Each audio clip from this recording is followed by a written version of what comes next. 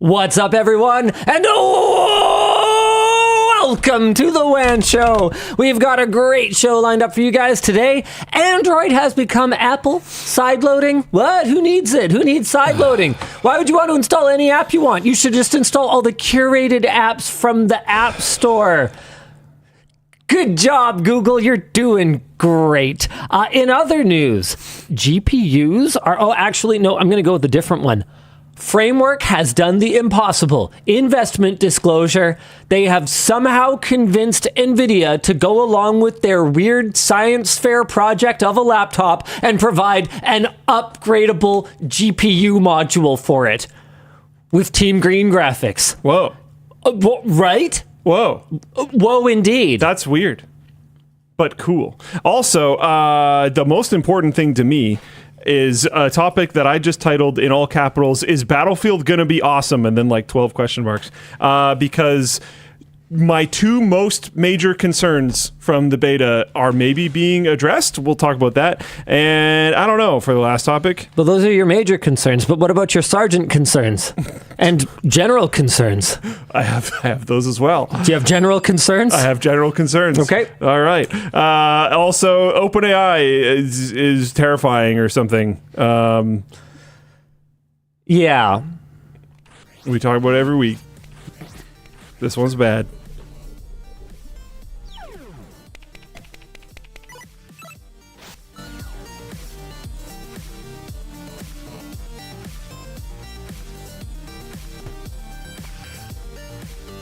The show is brought to you today by Factor, Miro, and uGreen. And of course, we've got our wrap partner, Dbrand, our laptop partner, Dell, and our chair partner, Secret Lab. They all merit a mention.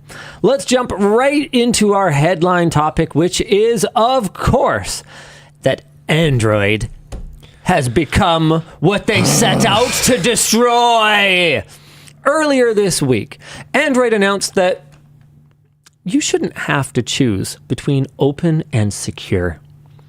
And they're now announcing that app developers will need developer verification even if the app is being sideloaded. Huh? How would that even work? There's a rollout period for this, starting in October of this year, where Android verification will enter early access.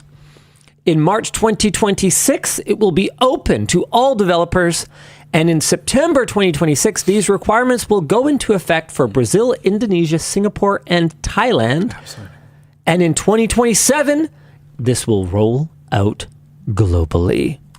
Many developers are calling into question the reasoning for this, since in the Android developers blog post written by Suzanne Frey, VP of Product Trust and Growth for Android, she states, think of it think of it like an ID check at the airport, which confirms a traveler's identity but is separate from the security screening of their bags. We'll be confirming who the developer is, not reviewing the content of their app or where it came from. Now hold on just a gosh darn second. How do you differentiate, in the case of an app, the difference between where it came from and who developed it? Huh? I question you this. I don't think the where it came from even matters, which is probably why they don't care. Her analogy makes no sense. No. Think of it like an ID check at the airport, which confirms a traveler's identity, but is separate from the security screening of their bags. So we'll be confirming who the developer is, not reviewing the content of their app or where it came from. But is not where it came from the developer. I think they mean like, was this on a SDK download site? I think they mean where was the source that the user got it from, not necessarily did they get it directly from the creator. I think that's what she means. Does it matter? No, in my opinion. There are more details to come, but what we're expecting, based on what we know so far, is this will work similar to Apple in the EU. Apple recently was mandated to allow sideloading on their devices using a similar verification method. This did not prevent Apple, however, from removing a popular torrenting app, iTorrent, from AltStore Pal, which is a popular alternative app store for iPhone. So basically, what this looks like to me is that Google has been carefully watching from the sort of sidelines. Yeah. Like if you think back to when Epic sued Apple and Google. See, people kind of forget that Epic sued both of them because Apple's a much more exciting headline and, finding any cracks in Apple's walled garden was a much more tantalizing, Apple. But no, Epic very much sued both Apple and Google over the monopolies of their various ecosystems. And it seems to me like Google has been watching extremely interestedly from the kind of sidelines to see what exactly it is that Apple can get away with here, to see what they can also lock down. And I think we're just kind of arriving at the logical conclusion, which is that, well, okay, if this is where the line is going to be, then we might as well be there. But I gotta say, as someone who very much enjoys the side loadability of apps for Android, I don't really know what to do about this. What does this actually change? Because like if they're not inspecting the contents of the app, they're just checking who it's signed by. Who cares? Is there that's only, a hot take and a half. But only certain developers that they're going to allow? Like what is the next step in this effectively? Like is it going to be an allow list? So you have to be a known publisher by the Google Play Store in order to be sideloaded? The end of Revanced if sideloading is gone. Yeah, so like they might preemptively ban certain developers, but then could you just sign as a different developer? But then you would also probably get banned for introducing some app that they don't approve of, and then... But they're saying that they're not inspecting the apps. Sure, but like, come on, how long is that going to last? Well, that's what I'm saying is like, as its current state, it doesn't feel like it does anything. So what is their next step? I guess I didn't lay that out. I mean, getting rid of apps they don't like, because otherwise, what would be the point? I don't like it. What I want to follow this up with is, how's Graphene going? Oh, because honestly, immediately upon reading this, I was just like, it's just another flag that I need to get out. So, Graphene's cool. Yes. As we talked about offline, we do have lives outside of WAN Show where we occasionally communicate with each other outside of WAN Show. So as we talked about already, there is a way to get call screening. You can just like get the Pixel dialer app and it'll just like include Pixel features, and the GrapheneOS team's sort of position on installing apps like Facebook or apps like the Pixel Dialer is that, you are giving up some of the privacy that you might have with GrapheneOS. Sorry, I keep holding up this phone, but it's on another one. You are giving up some of the privacy that you might normally have with GrapheneOS by installing those things, but it is most assuredly better than running those applications in a not sandboxed version of Google's services and ecosystem. I had originally been like, well, if I'm going to like compromise the wall, why bother? But then ever since hearing that statement, it's been like, all right, I'm going to wait for you to finish. Yeah. But I might dive in. I am already running into some issues. Okay. So here's an interesting one. I don't necessarily mind some issues. So Authy, for instance. Okay. If I try to sign into it, so let's go ahead and... Oh, nope, that is not my correct phone number. Here, I'm just going to get the exact right number.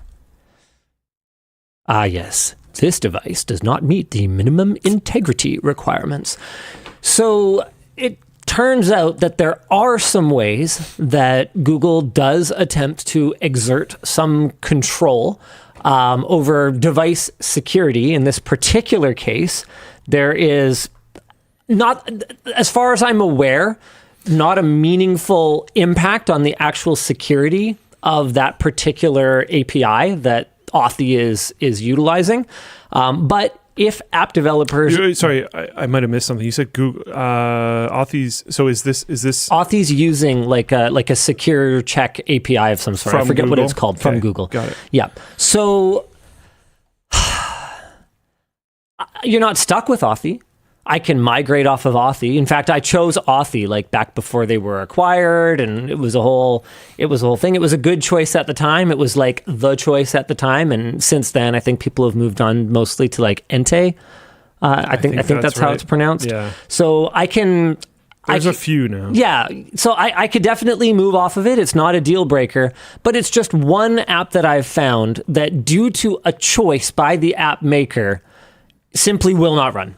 And as far as I can tell, there's no real workaround for it. Another big category of apps that is challenging for the GrapheneOS team is banking apps. Not because there's any evidence that I've yet seen that you must use this integrity API. I keep forgetting what it's called, and I'm sorry, guys. Play Integrity API. I think that's the one, TZN. Not because, as far as I can tell, there's a meaningful security advantage to using it, but because it is a thing that exists, that some app developers have chosen to use. And if they have, well, too bad. The good news is my bank doesn't use it. So that's good for me. For now. But yours might. Right. So overall, I'm pretty jazzed about certain things. Like, check this out. Like, just how responsive it is. Like, it looks fast. Flippin'. How's your battery usage? Fast. Because my phone right now, the only thing that's like sort of tempting me on getting a 10, which I don't want to do and almost certainly will not do, is that my phone is usually like, if I don't plug it in near the end of the night before I've gone to sleep, it will die on me almost every day. Well, part of the problem for me to kind of, I don't have an apples to apples comparison for you because I'm running the 9A for both my like daily driver, which I finally finished signing into all my crap on this on my recent trip. So I'm going to be popping my SIM in it this weekend. But the Pixel 9A has like frickin' legendary battery life. Like, I'm at 83% right now, and I've used it today. Yeah. Like, I can barely kill this thing in a day if I try. Yeah, this thing's been a bit of a tank the whole time. And I do like, it's pretty common. Like, this is just because I didn't plug my phone in last night. Right. But it's pretty common that I'll like go for a walk or something. When I do that, I'll play Pokemon Go, and that'll battery hog like crazy. Oh. So that kind of makes sense. Okay, that's what you get. No, for sure. Gamer. Gamer time. But even when I don't, it's pretty bad. Yeah. All right. Well, anyway, I guess. Oh man, what's gonna happen if I had to make a bold prediction? I mean, GrapheneOS is already a thing. Do we see more mainstream acceptance of alternative Androids? Like, do we go back to all the cool kids running CyanogenMod? Hopefully. Because so far... It does feel like there's a bit of a wave going on. I do, to give them credit, not to not give them credit, to actually straight up give them credit, I think a lot of it is SteamOS. Just normalizing Linux usage. Sure. But I think also just Windows being really annoying and the mobile platforms getting more overtly anti-user instead of just kind of like shrugging it off, with these lawsuits going on and them fighting it so hard and like clearly trying to skirt right along legal boundaries and stuff like that. Most people aren't paying any attention to that though. Yeah, but it's starting, you get the hardcores and the enthusiasts first. Sure. And then it leaks a little bit. I don't ever think a thing that you have to mod is going to be fully mainstream at pretty much any point. But what if someone could deliver a pre-modded product? So, what if the GrapheneOS team... If you hit a certain amount of enthusiast gets hardware interest, then those types of things become more and more viable. Oh man, that'd be a huge tipping point. Because like the edge that Google has and that Apple has, it's in the camera, man. Yeah. It's in the camera. And so Like, that's been a differentiating feature for phones for so long, and it is genuinely important, even to normies who don't really care that much about anything else to do with their phone. Like, if it didn't matter, so many more of us would be using Vivo phones or Honor or whatever else. And I know there are markets where those brands are more popular, but at least in North America, man, the camera seems to be just such a huge selling point. And other than the big players, it's pretty tough to deliver an outstanding camera experience. Oh. Then again, yeah, I mean, that's a really great point in Floatplane chat, is if the camera mattered so much, then Sony shouldn't have faltered the way that they did. I mean, they had pretty outstanding cameras. So it's hard for me to predict what the future will hold, but honestly, I think most people these days, genuinely, where would I put it? I think it's fair to say over 75% are just buying out of habit. Oh, dude, that's huge. Okay, so there's definitely some weirdness. I just opened Facebook. Whoa. And it's just flipping out. Session expired, log back in. Let's see. It's logging out now. Okay, did we do it? So, has it been the most seamless of experiences? No. Dan, can you do me a super huge solid favor and kind of mark this timestamp and email that to me for my GrapheneOS video? It's so frustrating. It's hard sometimes for me to catch some of the behavior that I notice on devices as I'm working through reviewing them or daily driving them. And so I'll go out on camera and I'll say, yeah, the latest iOS is like a glitchy piece of shit. And people be like, no, I don't know what you're talking about. And it's like, well, okay, but that doesn't change that was my experience. And so it's great when I can like document these things that are just unequivocally weird, buggy behavior. The Facebook app should never do that. That's not a feature of the Facebook app to move around like that. Yeah. When you first open it.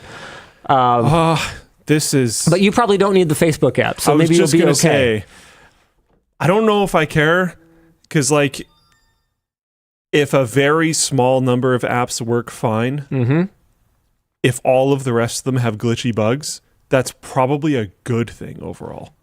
If I could like designate on my phone, like, I want this particular app to like error out relatively often, I would probably do that. I'm not even kidding, because there's certain things that I like have to have installed, but I don't want them installed, and I have to use them for like work, and then they might distract me. And if it was just like error out, I'd be like, oh right, I need to go do something else anyways. Okay. I think that setting screen time limits and... Well, I do that. Yeah, sure. I just think that might be a better approach than just this app that I'm just saying, I don't think it's going to bother me. Crashes. I don't think it's going to bother me. I mean, it's prompting me to log back in. Do you not get bothered when you have to log into something? To the main Facebook app, no. I don't think it's going to bother me. Yeah. If Messages did that, I would get annoyed. Okay, so you don't get to pick which apps glitch. Do I have? And you don't get to pick how they glitch. But that's why I said it. If very specific ones worked totally fine. Okay. Then sure. Yeah. Do I have the? Yeah, I have the main Facebook app. I don't think I've ever used it. You must need it for like. See, there's always like a thing on it that I need, and then it has 30 other things that are really annoying, and then it will send the notifications and stuff for the other things, and I don't want them. Yeah, I'm going to have to figure this out, because it's like annoying. doing it every time. Every time I click login, it's like flipping its biz. This is not something that I had encountered so far. Okay, am I quite ready to put the SIM in it? Sure. You know what? I'll go for it, and I'll just not use Facebook, I guess. Nice. Good luck, everybody. You know how much I love my marketplace. Because of marketplace. I wish there was a separate marketplace app, but they'll never do that because they want you to see all the other junk. That's right. That's how they get ya. All right, why don't we jump into our next topic? You want to pick it? Sure. Battlefield. Okay, we're talking about Battlefield, which I know nothing about, so I guess Luke's going to be leading this topic. You've played Battlefield in the past, right? I have played... Honestly, for this discussion, like the older the better. Hold Hold on, let me think. Let me check what the cover art was, which should give you some idea because it came in a box. I'm assuming it's 1942. I played maybe an hour or two of Battlefield 2. Okay, sure. So Battlefield 3, Battlefield 4 era, and previous. I played a little bit of Battlefield 4. That's the one with the destructible environments, right? Are you sure you never played 1942? Everybody played 1942. Load up the box art. Do you know how it makes people feel Load up the box when art. you say everyone something? Load up the box art. You know, everyone loves ice cream. And then if you don't love ice cream... Do you hate it when I say that? And then if you don't love ice cream... Do you hate it when I say that? You feel left out. You feel isolated, like you're not one of everyone. You feel left out for not playing 1942? Literally everyone, you know, if I said everyone has an LTT screwdriver, you'd be like... You don't exaggerate stuff? You crying right now is not an exaggeration at all? No, I never played 1942. Okay. Basically, 3, 4, and before all had server browsers and at least some maps that were enormous. Shut up. What? Are they bringing back like a server list? Like can people host their own servers? They're bringing back server browsers. What? So the Battlefield 6 open beta was news from like 10 hours ago. That's illegal. The Battlefield 6 open beta illegal. that happened. Stop. They had 2 of them recently. Stop it. There was no server browser. You can't tell me something like this and then fucking rug pull me. You can't. It's not okay. We'll get there. There was no server browsers. If I do not get a full release, you are responsible for my blue balls. If you don't get... Okay, it is only partial, but in my opinion, it's only partial full. that is completely fine. That should, in my opinion, still give full release. Okay, carry on. So, in those play tests, there was 2 main problems that I had a bunch of problems, but there's 2 main problems that I had. Okay. The biggest, most important one was no server browser. My reason for that is Battlefield is a very varied game. Back in the day, all the maps were enormous and had tons of vehicles. And then as it started getting more modern, they got smaller and smaller maps trying to compete with COD. And that was kind of okay, but if you didn't feel like playing a small map, you could just server browse and go to some 24/7 server and play whatever map you wanted as long as you wanted, right? And then they took server browser away, and right around that same time, Battlefield went, boo! The 6 open beta had no server browser and had a lot of really small maps. Even their like biggest map honestly felt like one area of one of the old really big maps in the old games. Jets, like you could have permanent visibility on a jet as it flew around the map because the map was so small. Like it didn't feel right. It wasn't a battlefield. It was more of a battle area. I don't know. Battle position. Battle room. Yeah, there you go. Battle cubby. So people wanted bigger maps and people wanted a server browser. And then this article from Rock Paper Shotgun appeared on, with all the ads, appeared on my device. Battlefield 6 is getting persistent servers and 2 vehicle-heavy maps are coming in the next Labs playtest. 24/7 insert map here, only listings, here we come. So the asterisk, as a couple of people in Floatplane chat have pointed out, is that these persistent servers are for Portal, which is like... That's a whole other game. User create... Okay. This is like Battlefield's version of Halo Forge. So it's user-defined rules maps, basically. Yeah. But that's what custom servers always were anyways. Yeah. Like people pointed out, like, it's not the main modes. Yes. And it's like, I don't know if I care. Well, yeah, I mean, 90% of them are going to be some bullshit mode that is stupid. Yeah, but then there will just be like... 24/7 this thing. 24/7 domination this map. Yeah. And it's like, sick. That's what I want to play right now. Let's go. That's all I want. And it's totally fine. So I am very excited about this. I'm excited that they're doing vehicle-heavy maps because vehicle-heavy maps almost always tie into larger maps, and I think they need both. It was weird when there would be like one jet in the air on each team, because I remember back in the day you like spawn at the airfield and there's like a few jets, 2 helicopters, maybe 2 large helicopters and 1 small helicopter, a like row of tanks. Like it was very vehicle heavy, and the maps they've rolled out have been small and not very vehicle heavy. So yeah, bigger, hopefully. They didn't say that part, but they said vehicle heavy. So hopefully bigger, definitely vehicle heavy maps are coming in the next playtest. And the like actual important part is the persistent servers. That's huge. That's very huge. That's interesting. So do you think part of this is looking at just like the War Thunders and World of Tanks and CODs of the world, basically going, okay, there is a smorgasbord of pointy, gunny, explodey at other guy, kaboom, go die, go bye-bye, like games at this point.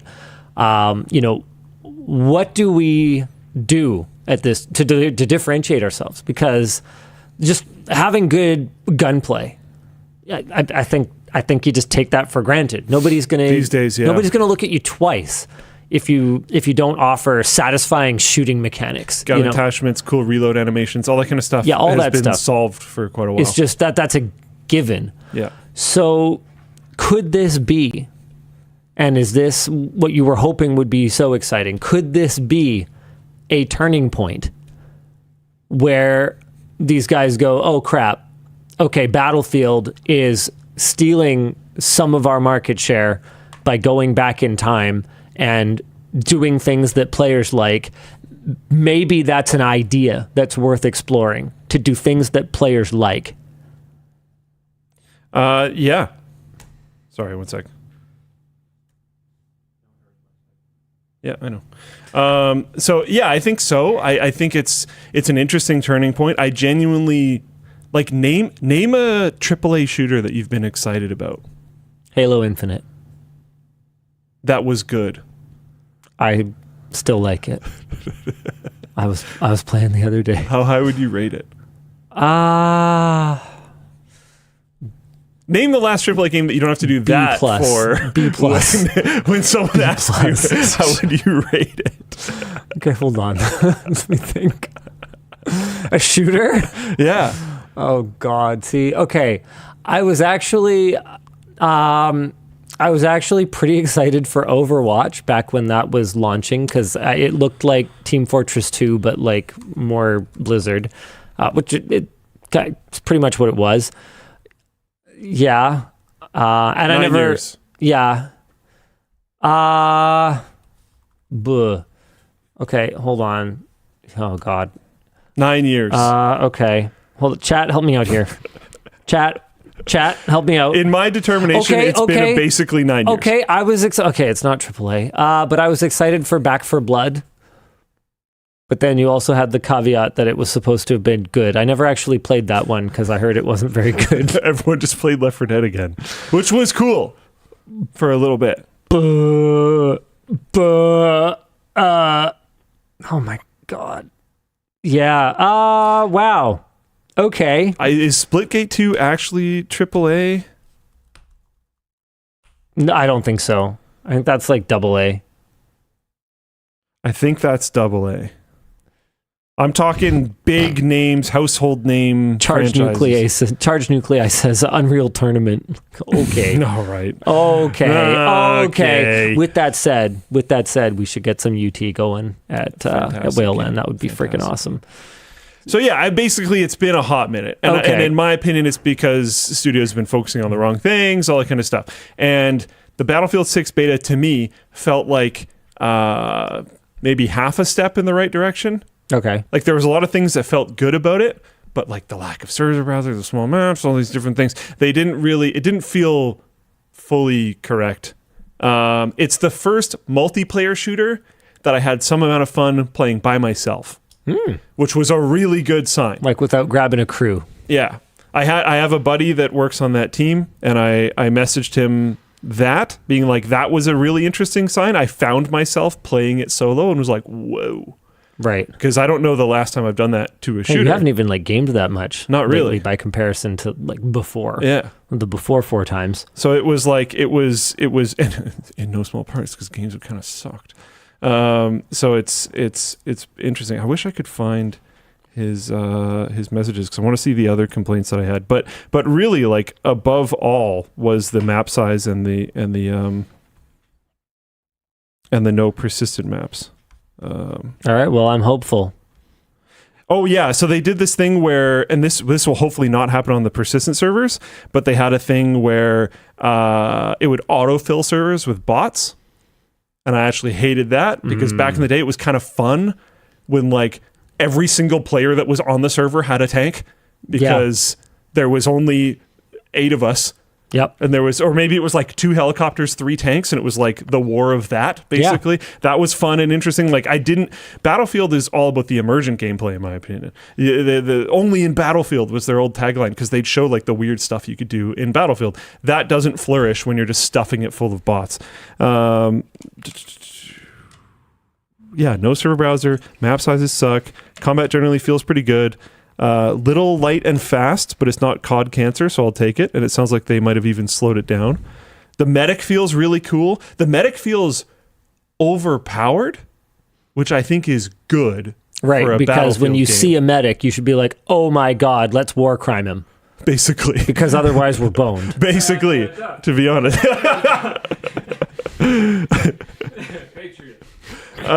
Because like, so the medic now gets paddles. Okay. And you can just, and somebody's up. Nice. Which is crazy. And you can like, you're up. So you can like lift a whole team. What about Asia though?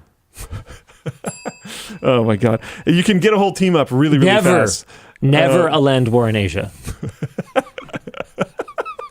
My God. Which is interesting because like you were saying, if you don't take the medic down, it's like really hard to actually beat a team back. Right. I think there's a certain amount of times that you can go down where you can't get brought back up anymore. And I know that if you get headshot by a sniper, I also thought this was a cool mechanic, you are fatally wounded. You can't come back. Oh, okay, that's cool. Which adds some interesting. What if you're headshot by not a sniper? Then you can still be brought back up. Interesting. Okay. Which is it's interesting how they have like kind of hero mechanics in the classes, but not too much. Snipers will have a role on the team other than just being fucking assholes who don't actually help with anything. Yeah, except they'll usually just counter snipe each other permanently, so they'll still fill that. Right. Yeah, okay. But some of them will understand. Great. Like there was a challenge where you had to get a certain amount of spots as a sniper. So I was playing sniper for a bit, but I played like relatively close range.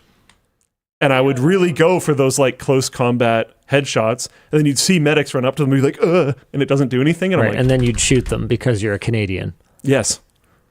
Got it. And you think that's funny. Yes. Because you're a Canadian. Cans of food.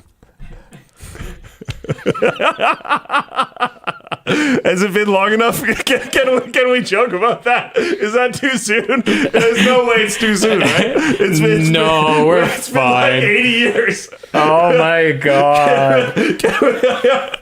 Nobody read up on Canadian history. We're nice. I'm sorry. We said we're sorry. What do you want? They were expired, I guess. Okay. They were expired. There was no war crimes in the Bossing Sea. Someone expired. Oh boy! Into Dan, pieces. Do you want to? Different kind of canned meat. But yeah, anyways, you still got 22 minutes. Yeah, I know, but it doesn't. You got to. When we're done the topic, you got to. I don't have. Do you want to just move on? You still got 22 minutes for topic 2. Yeah, I don't have the third one. I know, but you just put whatever the next thing is. Do you want to do the next thing? We'll do the next thing. Yeah, we'll do the next thing. We don't want to drag out topics. Yes. Okay. CW announce, explain into merch messages. The way to interact with this show is merch messages. We don't do super chats or Twitch bits. We do merch messages because we believe that when you throw money at your screen, you should get some quality merchandise in return. And boy, do we ever have some great stuff for you guys this week. If you head over to LTTStore.com, all you got to do is, what? The super soft hoodie is back? Let's go! Back in stock, baby. Super soft hoodie. It's just as soft and squoogly as it ever was and is available in all sizes. This is an extremely well-reviewed product that people flippin' love. Best hoodie I've ever had. And Brandon L. from Tucson would not lie to you. Yeah. All you got to do is add it to your cart and you'll be prompted to send a merch message. Tucson? Tucson? I don't know. Whatever. It's America. I assume they're just pronouncing it all yeehaw, and I'm going to say it wrong anyway. Okay. The point is that you'll be prompted in the cart to leave a merch message, and it will go to producer Dan, who will, I don't know, reply to it or put it down there, or he'll curate it for me and Luke to respond to. What? Just say it. Tucson. Arizona? Yeah, he's talking about Tucson, Arizona. Or alternatively, he's talking about The canned foods again? Why are you so mean? Anyway, you can also check out our back to school collection, which has everything you need for back to school, whether you are going back to school, have gone back to school, or you don't have any school at all. We've got our commuter backpack, our washed crew neck sweatshirt, our scribe driver mechanical pencil. We have pencils and pens now in the scribe driver lineup. I don't know why we think you need a fidget spinner for back to school, but hey, there you go. We've got that. We also brought back, that's right, my friends, the RGB t-shirt, the one that has the little flex, little splash of color, and is them. super soft and comfortable. This is also one of our very, very well-reviewed items, so we've got that available in all sizes. You can add that to your cart. What else is in the back-to-school collection? Oh, we've got our notebooks. Yep, that's a notebook, all right. It's a book where you can make notes. And look at this. How cute is that? It has a little tablet on it. It looks like a little high-tech notebook, but it's not actually tech. There's no tech in it. Also, water bottles and desk pads and stuff. Anyway, Dan, you want to show them how a merch message works by reading one for us? Sure, I can do that. That's what I've done before. I've got a few here. This one here from Blake. He might even do it again someday. Yeah, I mean, if this doesn't go very well, we'll see. Linus, you've said ADHD helps you move on fast. I jump from hobby to hobby and struggle to stick with things. Any advice on staying on track or turning that into a strength? Oh boy. Yeah, so I think the context that you're bringing up is when I said that it kind of helps me get bored of something before the audience has a chance to get bored of it, which in show business is kind of known as always leave them wanting more. And it's pretty good in my career, but to your point, it also can prevent you sometimes from getting really into something with a level of depth that can turn you into a subject matter expert. Fortunately for me, I operate really well and I am able to perform well in my occupation as a generalist. Kind of with a surface level knowledge of just about everything to do with tech and enough to ask the right questions, to drill down the right amount, to cover most topics, even if they aren't things that I have, done an entire postgraduate degree on, right? As for, how you turn that into a superpower, I mean, honestly, it's like anything. If you have a horse that has the superpower of, being able to sprint for exactly 12 seconds, but then it needs to nap for 2 days, it's like, well, that superpower is literally only useful if it needs to run a 12-second race. So part of it might just be putting yourself in a position where you're running the right kinds of races that your powers are beneficial for. Because one of the things that I've discovered is that you can't really, or I struggle to force myself to be interested in something. I can do it for a period. I can kind of make myself learn something that I don't care about. But what I've found is my retention of it is extremely poor. So good luck.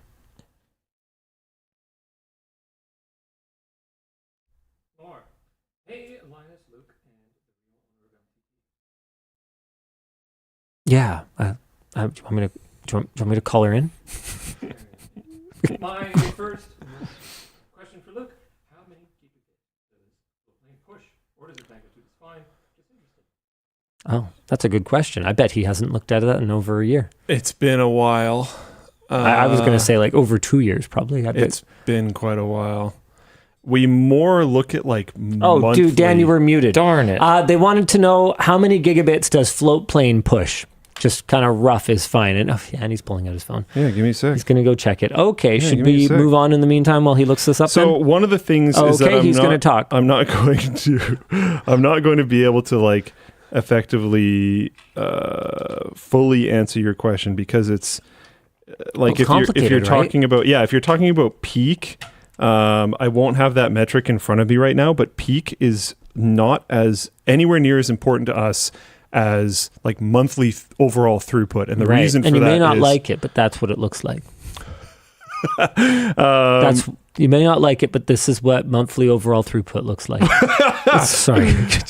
And one of the reasons for that is because we, for VOD, are using Cloudflare for delivery. So we will send up from our servers, and I think this is probably what you expected. We will, like if someone clicks on a video, sometimes it will come from our server up to Cloudflare and then to the user. A lot of the times it's already there, and Cloudflare just sends it to the user. Right. The most common situation where it's not already there is if you're the first view on a video. Right. Because it hasn't cached it yet. So you're the person who instigated the move to transfer the video, to copy effectively the video from our origin server up to... It's not at that point. It's not being cached at this point. No, but it will. Yeah. You're instigating the caching of it. Up into the Cloudflare server, and then it goes from Cloudflare's servers to Cloudflare's edge servers, then it goes from Cloudflare's edge servers to you. A long time ago, we did this ourselves in a lot of locations, mostly North America, and also these days Antarctica. Yeah, that was fun. And these days we're almost entirely doing it through Cloudflare, unless you're doing a download and then that's coming from somebody else, and then unless you're watching a live stream and that's coming from somebody else, unless you're doing X, Y, So Z. basically, I just hear a lot of excuses. I have an idea, though. If we want to know the peak throughput, could you just look at it really quick? Not really. It wouldn't be... Oh, my...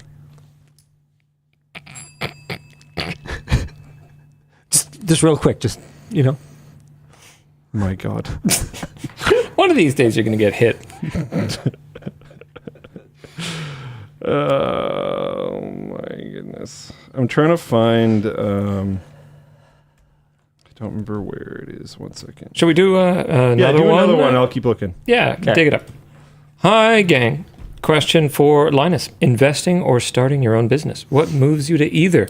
In what world would you start your own quote-unquote framework or invest in a badminton center? Oh, wow. That feels like a pretty deep question. Okay, so why don't we start with what made me make the various decisions that I made? Why invest in framework? So that was a pretty impulsive decision. I hadn't met anyone on their team. All I knew about them was the laptop that I was holding and their kind of vision for it, which I very much was in favor of. Creating a product like that from scratch felt completely outside of my area of expertise. And I don't mean in terms of like product definition. I think I probably could have done that pretty well. But what I didn't have was the contacts and the experience navigating the electronic supply chain to bring that all together and produce volume of it. I mean, that was the hard part. Prototyping the first Framework 13, I don't want to put words in their mouth, but I think they would probably say it was pretty easy, relatively speaking.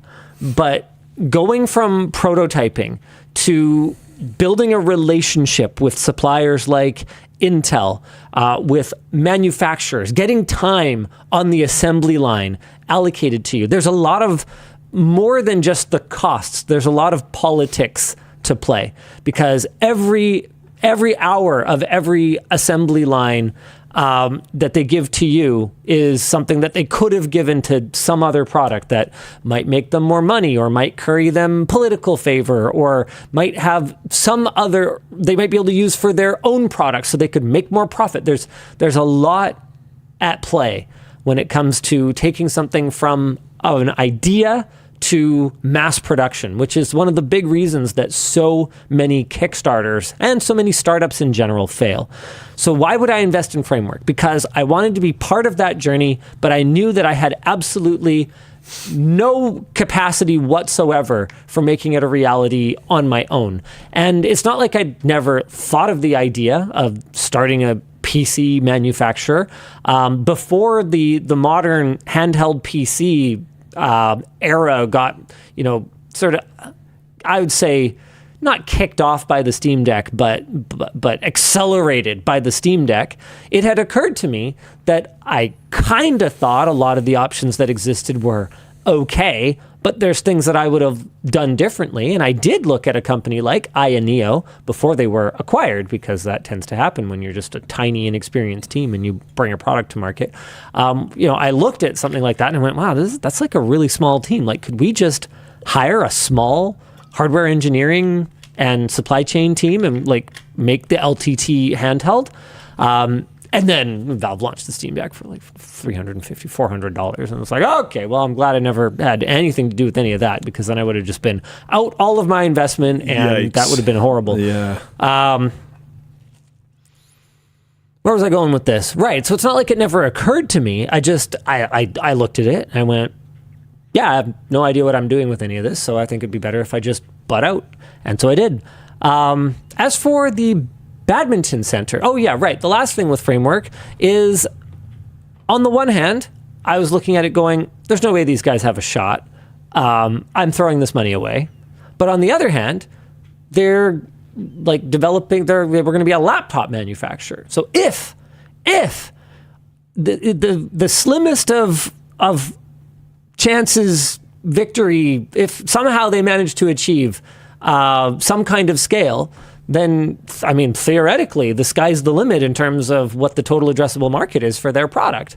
So it could be a good investment. It's like any early stage, like very early round or angel level investment, where you just are you're throwing your money at something because you believe it has a shot, or because you really appreciate the vision, or in the case of me, because you believe you can bring something to it that will give it a better shot at success, and you throw that money in there and you go, goodbye money, and then maybe someday it comes back. But if it does come back, it should come back 10x or 100x, rather than, at a more predictable rate of return, like a few percentage points each year, like you might get with sort of a more low risk investment strategy. Okay. Badminton Center. Why would I start my own instead of investing in a badminton center? Because, where is it? Before the show, a viewer sent in this. It's a bird-a-rang, so it's like a robin thing. Something hard R's. Okay. This is because of the incident. The incident. I know. With the R and word it's and the technically a hard R. It is. It's metal. That sort of thing. Good job, Dell, our laptop partner. Yeah. For making that delightful noise with your metal chat. Oh, God, did I dent it? No, it's okay. That'll buff out. Of course you didn't. It's a Dell. The point is, they sent me this.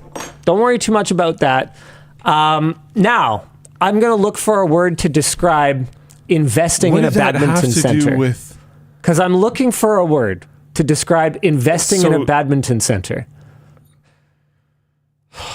It would not be a very good idea.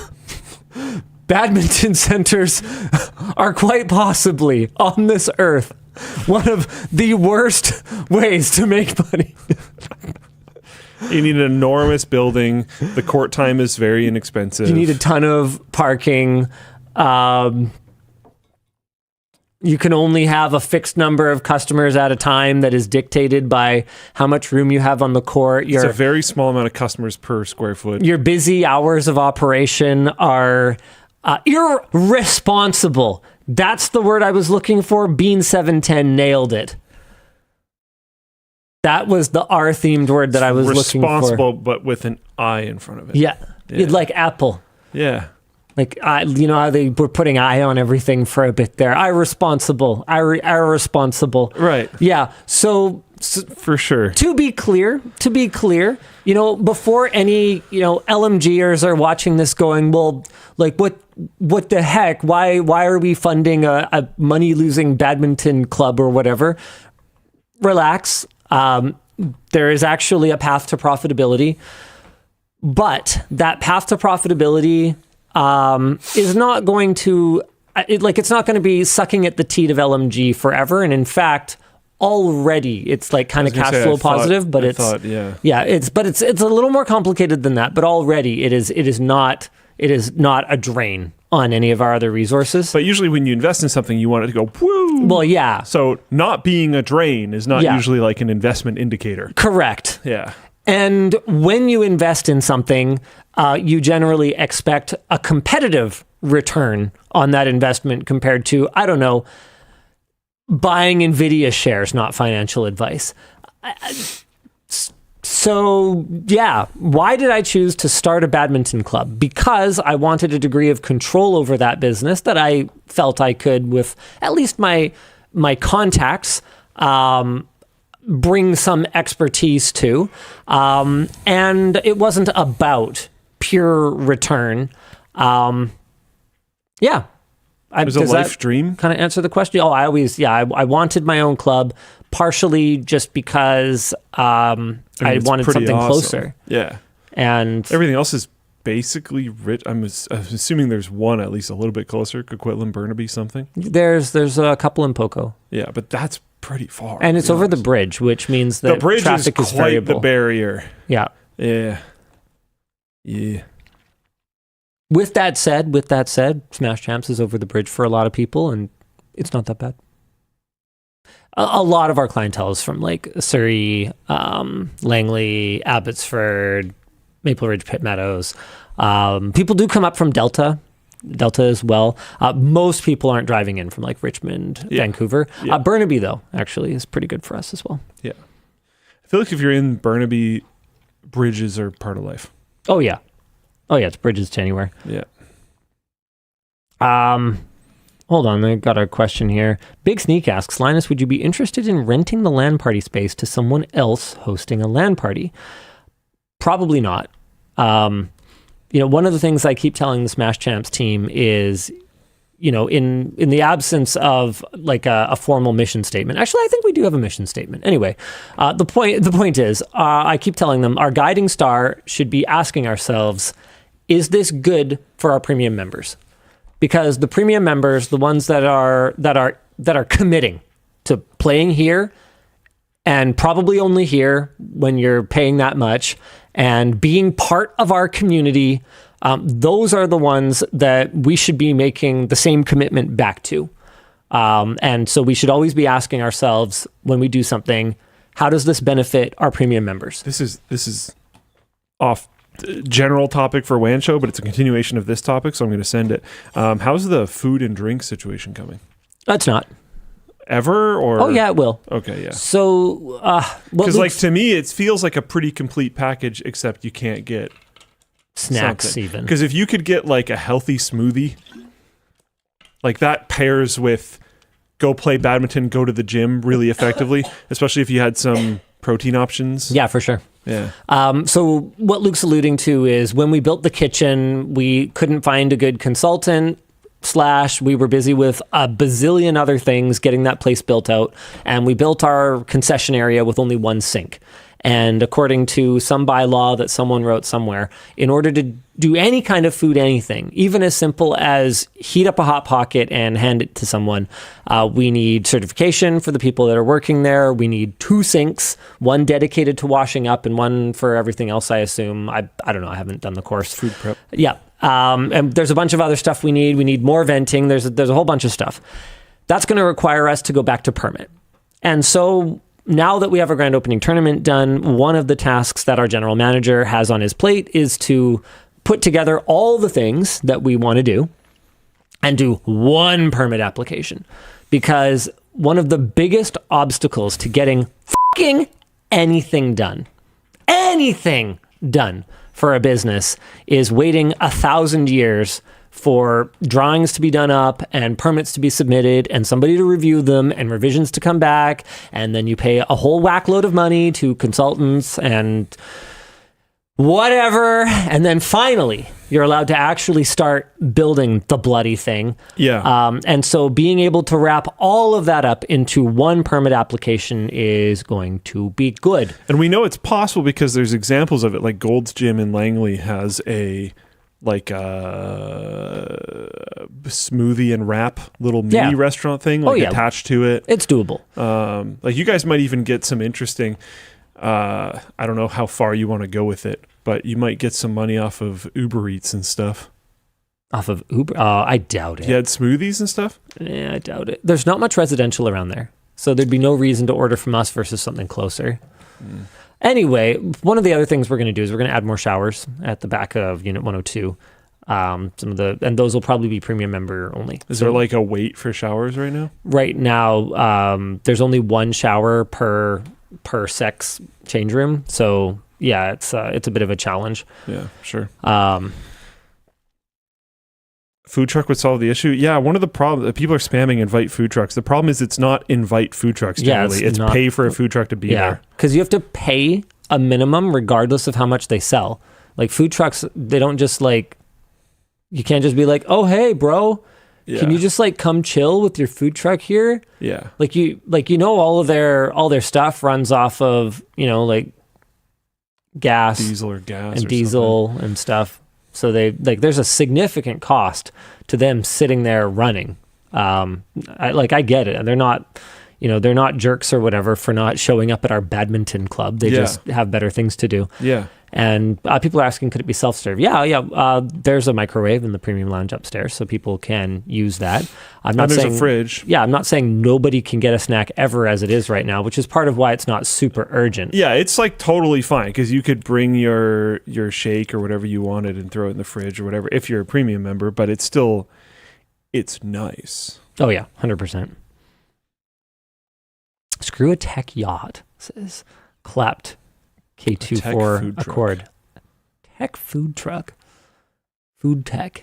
So I feel like a jewel in there? That will eventually be a thing, but it'll just be robots making food. Oh my God. Is that a future version of food delivery? I think we can move on. Where it's ultra fresh? Sure. Because they just made it outside of your door. The food delivery vehicle is just the restaurant. Thank you, Luke. And it's robo-driven and robo-made food. Patent pending. Thank you, Luke. And then a little robo-dog thing walks it to your door. Okay. And then walks back and stashes inside the truck. Thank you, Luke. And then it just drives to the next location. And it cooks this. on the way. I love this. So it's piping hot when it gets to your door instead of it was driving out for half an hour. Like pizza delivery, but it's a 900-degree oven that drives around. Yeah. And then just... It's a stone oven? Yeah, it just gives it to you. Thank you, Luke. Come and collect your pizza. That'd be sick. In other news... I'll invest. We've read your comments. Scrapyard Wars waiting room. When is Scrapyard Wars Part 3? It is currently being QC'd by our team. We will have it ready sometime later today. And while you're waiting, Sammy's literally typing right now. Why not check out something? Okay, and he has decided to go and fix grammar somewhere instead of continuing to type the sentence. Where in the world is Sammy U? Why not check State of the Labs? Ooh, State of the Labs. What the language? Language, Sammy. Language. What is he doing? Why is he? I don't know what he's doing. We're going to stop looking at him. All right. Anyway, the point is that over on the Floatplanes, we have got some great exclusive updates right now. Let me see if I Pizza warmer on wheels. What? Part 3. Okay, thank you for that. Let's go. Very, very recently, 2 days ago, Luke, Nick Harris, and Lucas from the lab sat down and did a 40-minute discussion on what exactly the heck is going on with LTT Labs. So that's going to be an awesome watch for y'all if you are kind of curious what's going on behind the scenes over here. We also have behind the scenes and extras from the Which Tech Tuber Can Build the Best $1,000 Gaming PC, as well as from our recent upload on Channel Super Fun. It's been a minute. Of Linus versus the Badminton Pros. So you guys saw on Channel Super Fun the keyboard warriors versus the badminton pros with their various handicaps. Well, now we've got Linus versus badminton pros with their various handicaps. They didn't end up needing quite as many to play against me. Nothing against the keyboard warriors. They did a fine job, but yeah. I'm a fair bit better at badminton than the keyboard warriors. Were you solo against both of them? Well, yeah, but like that's a thing. I would play with singles lines. Did that make it over? No, I think I hit it out. You can tell because she's serving now. That means they won the point. Yeah. And they were nice to me. You know, she could have smashed that a lot harder. She decided not to. She kind of lobbed that. Like they're not trying to make me look bad here. Yeah, they don't need to. No, I know. I get it. No, he's doing good. Shush. So you see how tight her net return is compared to mine? Incredible. Yeah. Like that's the thing. You're damn good at this. That's the thing. You played a little bit of badminton. That's professional. I love how you start fluffing him up on the one that he screws up. Oh, you know I'm joking. You're professional players, Luke. Jeez. Yeah, Luke. Relax, bud. How is this happening? Are you going to go to sponsors? I got to go turn on Mark's computer. Luke is apparently supposed to talk about how he envisions labs, the massive rehaul, and a Newegg collab type thing. Sammy has this back in a minute. What? If Luke wants to talk about more, he could just not do the call to action below. I don't know what Sammy's talking about. Anyway, tune in next week and we'll release the final episode of Scrapyard Wars and extra announcement. On September 9th, 10 a.m., we're doing a live stream director's commentary on all the episodes featuring David, Dan, Sammy, Natalie, Adam, and Hoffman, the main editor for Scrapyard Wars 10. If this kind of content sounds interesting, check out lmg.gg/floatplane. Oh, that isn't things to say. Those are things that are in the video. It's not a Newegg collab type thing. It's that we're going to be having Newegg pricing on the Labs website. Oh, that's sick. Yeah. Like we'll just have an API and we'll just have pricing? Yeah. We're trying to do that with a lot of other stores. Newegg has been the easiest to work with so far. Wow. Yeah. That's extremely exciting. Yeah. So in the Bring Your Own Price tool, there will be an option to insert a current price from various stores. Right now it's just Newegg, but theoretically in the future it'll be various stores. And when you're looking at a product review, it will show the currently pulled price from Newegg, and in the future, other stores. That's flipping awesome. Outside of Amazon, who else do you plan on working with? We've reached out to a variety of people. Most people have ghosted us, cool. Which is neat. In Canada, I reached out to Canada Computers, didn't get a response. I reached out so if anyone from Canada Computers is, say hi, chilling, love to hear from you. I tried to email from my LMG email instead of my Floatplane one. Yeah. And still didn't fully work, but I'm hitting like public email inboxes. Yeah, so you never know. It might just take a while. It's fine. I'm not cheesed or anything. We also reached out to Memex, Memory Express. Yep. They responded really quick. They need some time, but they seem like they want to work with us. We reached out to B&H. They responded, but the person who would need to do it is on vacation. Sure. So that's currently pending. Makes sense. We reached out to a few other smaller retailers in the States. Someone said Fry's. No, did not reach out to Fry's. Didn't they go under? I thought so. Yeah, I think Fry's Electronics is gone, bro. Micro Center has no interest at all. They're mostly... Not even a little bit. They're mostly brick and mortar focused. They want us... Yeah. No. I mean... Sure, we'll take that as an answer. Fair enough. Sure, we will. if the AI bros are doing it, oops, why can't we? You know, but yeah, we're gonna work with the companies that want to work with us at the very least first. You know.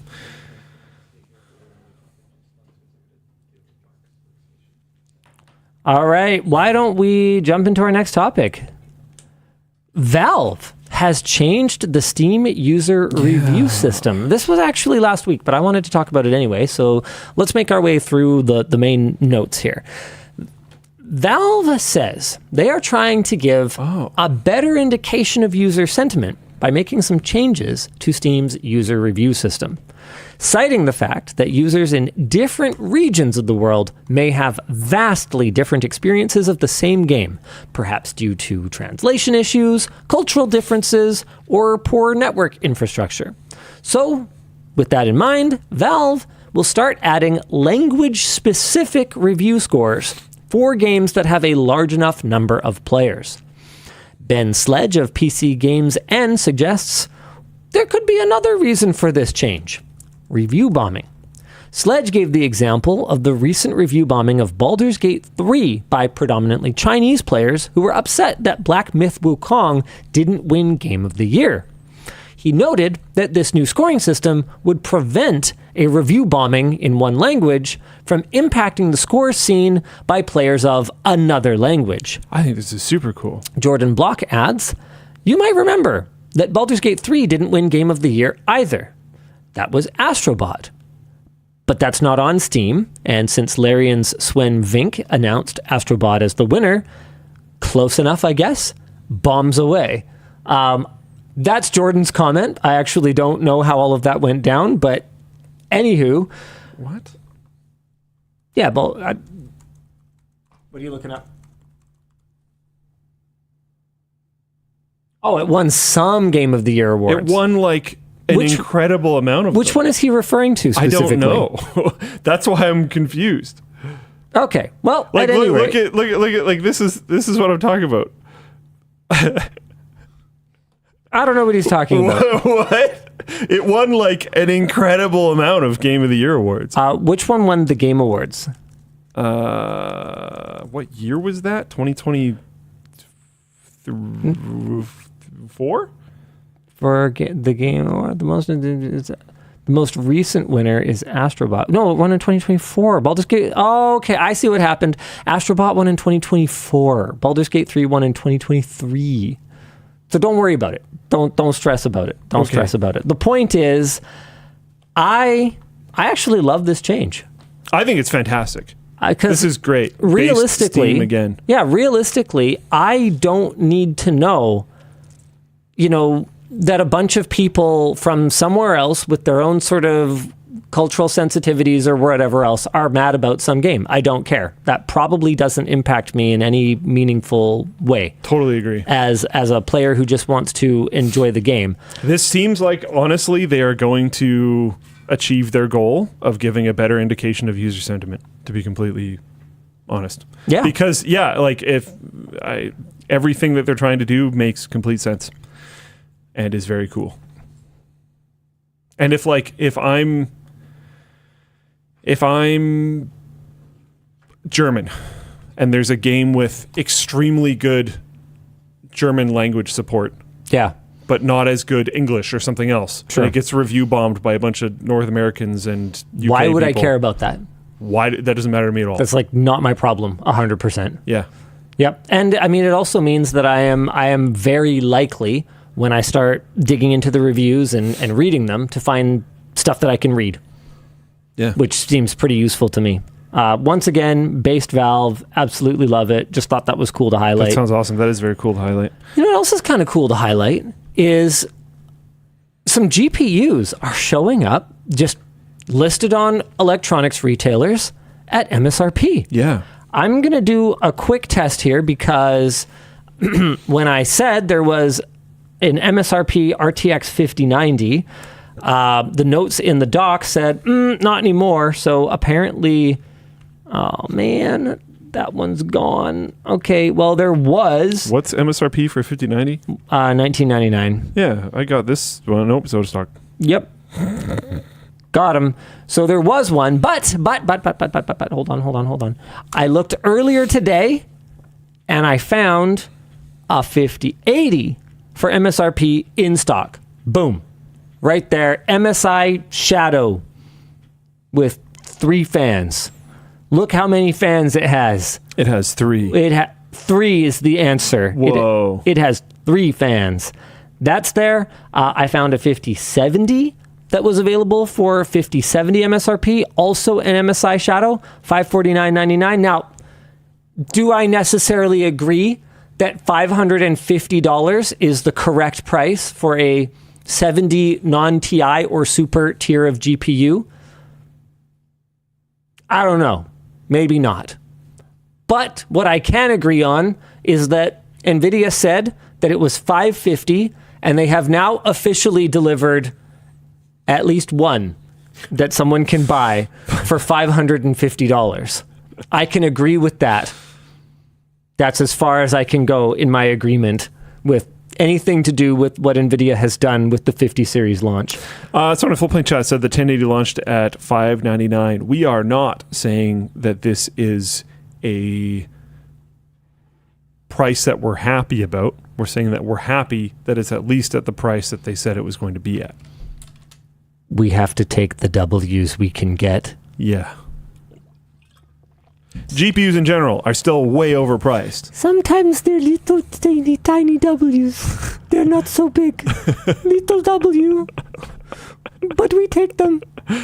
There is... we bend over and we take them. Oh, crazy. Do you remember this one? Do you remember this card? Oh, God. Why are we talking about this stupid thing again? Remember how cool that card was? I mean, yeah. Wow. Well, Wait, is that available in North America now? I thought it was region exclusive. Is it in stock? You can finally have it. It's in stock. Oh my God, that's so much less than I For paid the for it. low price of multiple 5090s, you can buy a 5090. Or you could get that or a Founders 5090. Wait, how much is the MSRP? $2,000? Yeah. So the low price of many 5090s. Luke, that is so you can much. have a 5090. That is so much less than I paid for the one I gave away. Like thousands of dollars less. Wait, what? Yeah, because it was like over 10 grand, I think. Over 10 grand? Maybe I completely forget. Imagine. Luke, I've blocked it. I have mentally blocked it from my mind. Should we buy one? We should try to make the Maybe that's the one you the sold. blue and gold 5090 we have at home for Linus. Oh yeah, we got spray paint. And just mod one. I got an airbrush for our company event thing we did together. Let's do it. Yeah. Let's do it up. That's wonderful, Dan. Okay, I have there's a B-roll shot where I think I show the price. Oh no, apparently I paid $8,000 because that's in the video. Okay, maybe that's what I paid. Look, so you I underpaid. blocked it from my mind. You underpaid. I blocked it from my mind. So you paid 4 5090s for a 5090, not 4.5 5090s for a 5090. I mean, it seems like a great value to me. That's half Mad a 5090 saving. off. Yeah. Wow. That's pretty good. Good job, Linus. Yeah. Deal finder. I paid less for my Facebook Marketplace car. extraordinary. Basically, Scrapyard Wars. I don't like to think about what I've spent on My computer first parts. car was less than a quarter of that graphics card. I think I paid $500 for my first car. Yeah. I'm betting it's shipping costs. Yikes. $1,000 No. for a GPU to No, ship it's it? not. The tax cost more than, like, I think both of my first cars. Wow. Oh, that's so sick, dude. It's 500 Canadian as well, so like it's like that's nothing. I can't find the part of the video where I showed the invoice. Dang, that's actually a sick joke. Cobble in Floatplane chat said great value 5090, but with the G and the V capitalized, and then versus great value 5090, but with the G and the V lowercase. And I love it. Great value Nice. brand. Get it? I It's get pretty it. good. It's pretty good. I get it, but I think it's funny. is It is Great funny. Value brand super overpriced? I didn't think so. No, it's No.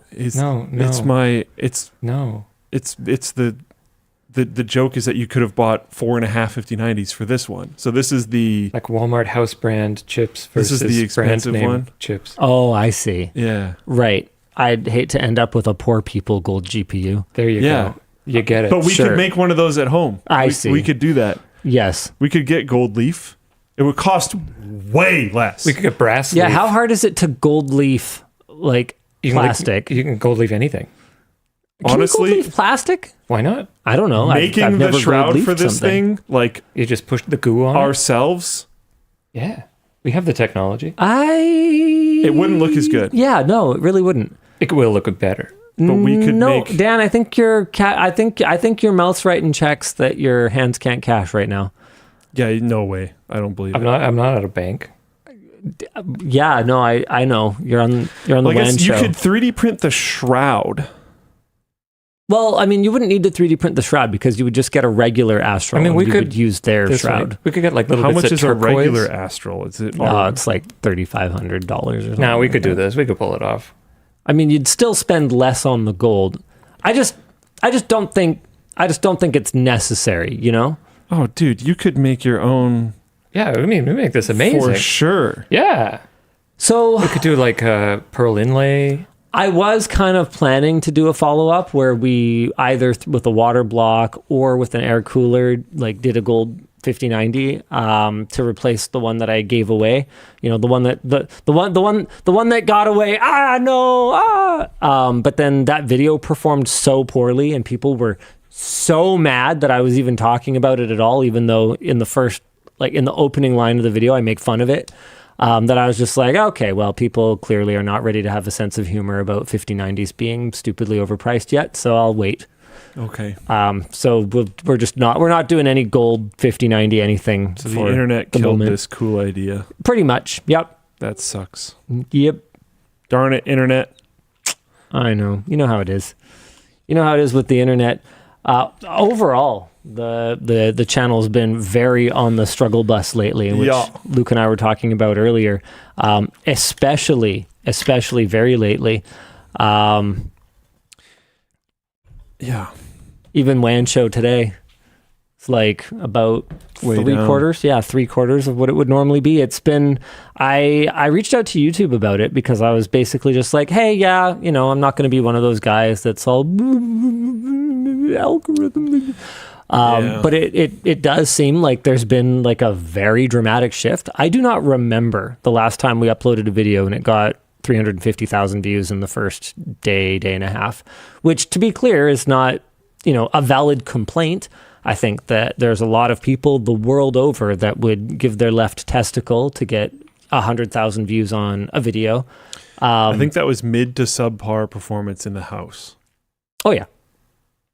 Oh yeah, that if was people want some scale. yeah, that was pretty catastrophic like 10 years ago. Yeah. And nowadays it's like unheard of. I don't remember.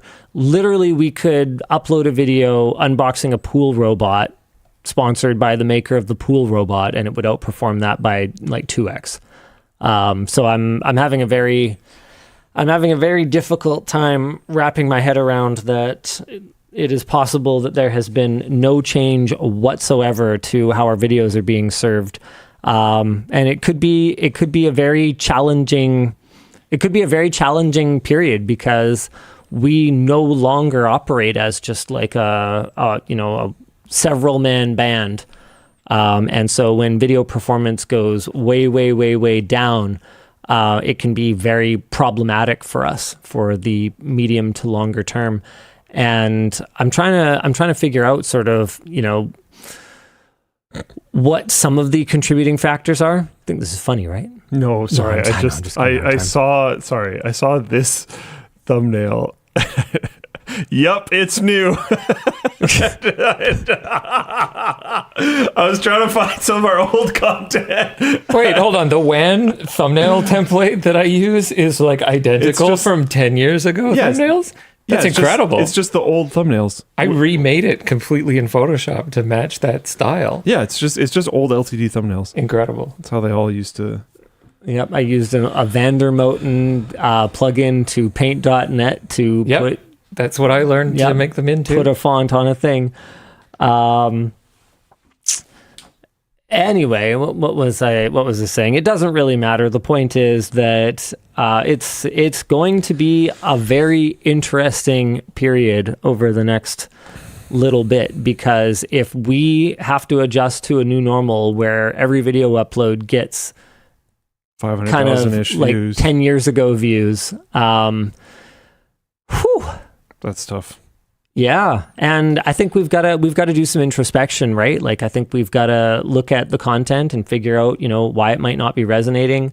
I think that there's some new features on YouTube that maybe are not very compatible with our audience. One of the things that we might just kill is memberships on YouTube. So if you are a member on YouTube, then don't worry. Whatever month you are paying for at the time of the cancellation, I believe is refunded, either prorated or in full. So you won't be like out anything. And we'll put up an announcement whenever we decide to make that change, and give you guys a chance to switch on over to Floatplane, where you guys can continue to get behind the scenes and early access to select pieces of content and all that kind of stuff.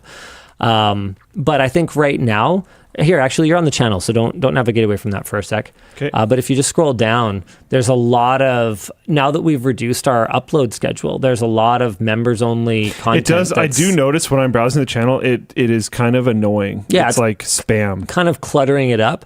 And so I think we might be giving up valuable impressions on content that realistically only a few thousand people are even able to watch. And you can come subscribe on Floatplane. I had a discussion with James today, James, head of writing James, about maybe we shouldn't be utilizing the ABC testing of titles and thumbnails so heavily, because if we are pretty sure that there's one combo that's going to be our best hitter, then why are we giving any of our valuable impressions and giving up any of that precious That's early hours click through? That's a really interesting point. I don't think I've heard other people make that point, but that totally makes sense. So, because you might lose with how YouTube works these days, your subscription is so unimportant compared to your actual activity on the platform. Yep. So if you don't end up clicking on that, you don't end up watching that, that's so much higher of a blow. That's an interesting take. Yeah, Blah X9 says, I think tech is just kind of slow right now. People more interested in our wacky politics. I think there could be some validity there. I mean, the world is kind of on fire in a lot of various ways, but it's the suddenness of the change that leads me to believe that there has got to be something else, because go back 1 month, basically. We don't have to go back very far. 1 month is not a long time. We go back to 4 weeks ago. Yeah. And we're regularly doing, 1.5 on a kind of not great performer, 1.2 million on a low performer that I don't host, which can impact video performance. We're doing 2+ on, strong performers with me hosting.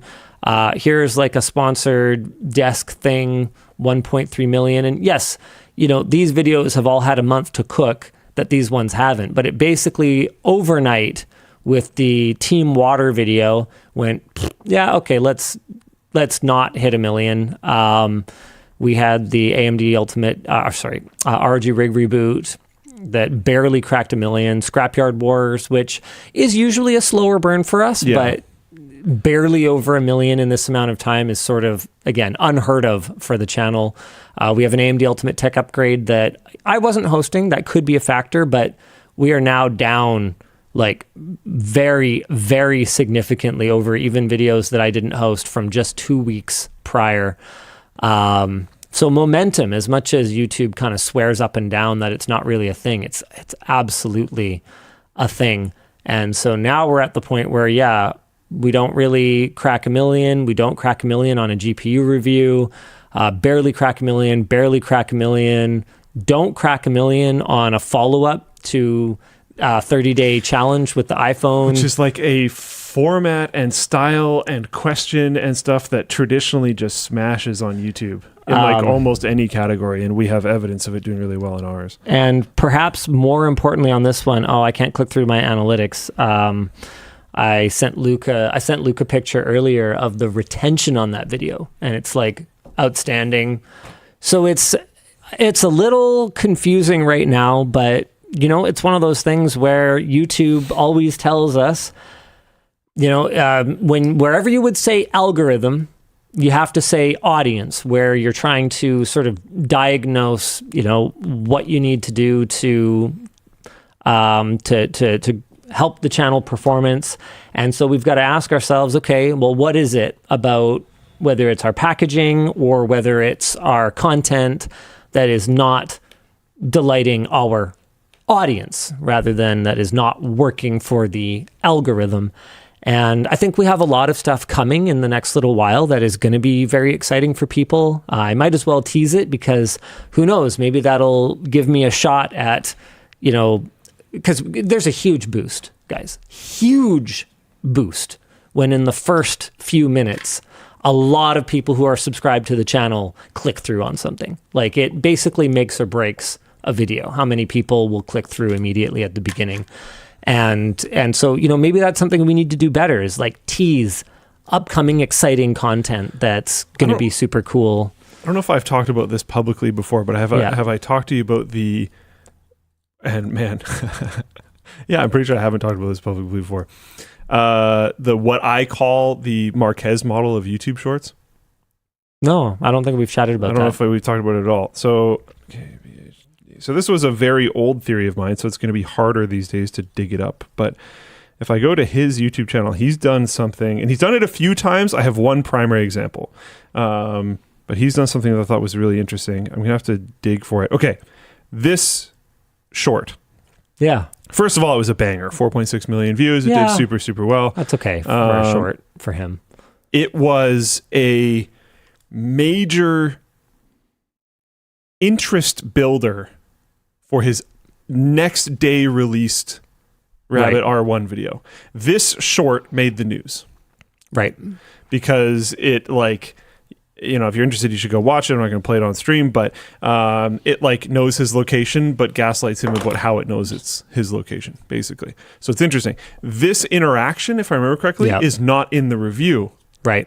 It's purely phone filmed additional fun content that built pre-interest for the video, was released as a short very quickly before the video came out. So it primed people for this is top of mind, and then his review comes out and they click on it. So we've tried that. He's smashed that a few times. We've had varying levels of success with that. There was a period where we were trying to film an accompanying short for basically every shoot. See, but that's another thing, is he specifically does not do that. Right. There are actually sometimes you notice if I go on his main channel, this is part of the whole thing. Yeah. If I go on his main channel, scrolling to find the rabbit video is no, you passed it. There. No, it's down here. Oh, okay. It took a while. Right. Scrolling to find the rabbit video in the shorts didn't take almost any time at all, because he's not forcing a short every time. It seems like he's only doing a short when he thinks it can do. I'm making a ton of assumptions, which is to me externally, it feels like he's doing shorts when he thinks he can do this whole alley-oop thing, where he releases a short right beforehand, it builds interest, and then he releases a video afterwards. I've never talked to anyone from that team about this, so I have no idea if that's the goal. But just seeing this happen externally, it feels very logical and it feels very planned and thought out. It might just be random, but I don't think so. It's interesting, because I know that we did for a while. We tried to force shorts out every time. And I think that dulls the blade a little bit.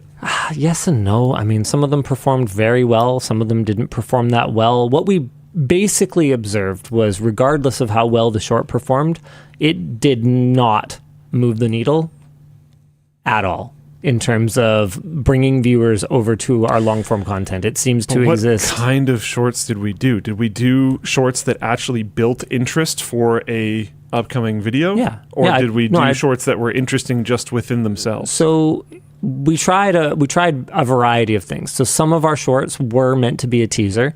Some of them were supplemental. Some of them would come out after, and they just highlight a really amazing moment from the video that was already out, and we would link back to it. So we've tried it both forward concurrently and retrospectively to kind of drive people to the long form content. And what we found, and this has been basically kind of proven now at this point, is that it's unless you really have an amazing strategy or you have a vertical that you are active in that, it works really well in, they're pretty much kind of separate. The shorts audience and the long form audience are quite separate, surprisingly so to someone like me. Yeah, quite a few creators that I talk to at Open Source don't agree. And like I said, find to be interesting. Some niches it works well. Yeah, it really depends on YouTube is so weird now. There's like completely different user behavior based on kind of what your niche is. Yep. What your like category on YouTube is, what the age group is, all that type of stuff. And it's not necessarily what you'd expect. Like you look at shorts and you're like, okay, Zoomers. Not really. Not necessarily. No. It's really not that simple. But how they interact with them might then be different. Yes. Maybe one age group is, or one demographic within one age group happens to follow up and watch the next thing a lot. Maybe another age group just only ever watches, or another age demographic within an age group only ever watches shorts and they don't care. It doesn't matter if there's a cool video coming, they'll only watch shorts. Who knows? It's weird. It's kind of odd having them both exist on the same platform. It really is, because they do feel like very, very different user experiences. And I think a big part of our challenge too is that the variety on our channel is so wide. Mm-hmm. I think that you could use your shorts as a much better funnel. Say, for example, you were a programming channel and your shorts are helpful little tips and tricks, and your long form is more of like a detailed tutorial. I could see that acting as a very excellent funnel. Whereas when what we're doing is kind of like a technology edutainment, then I don't really see how an interest in our short is necessarily going to whet your appetite for a more long-form style video. I mean, a lot of what I see that is very successful in the tech category for shorts is, I don't know, it's something that I just I'd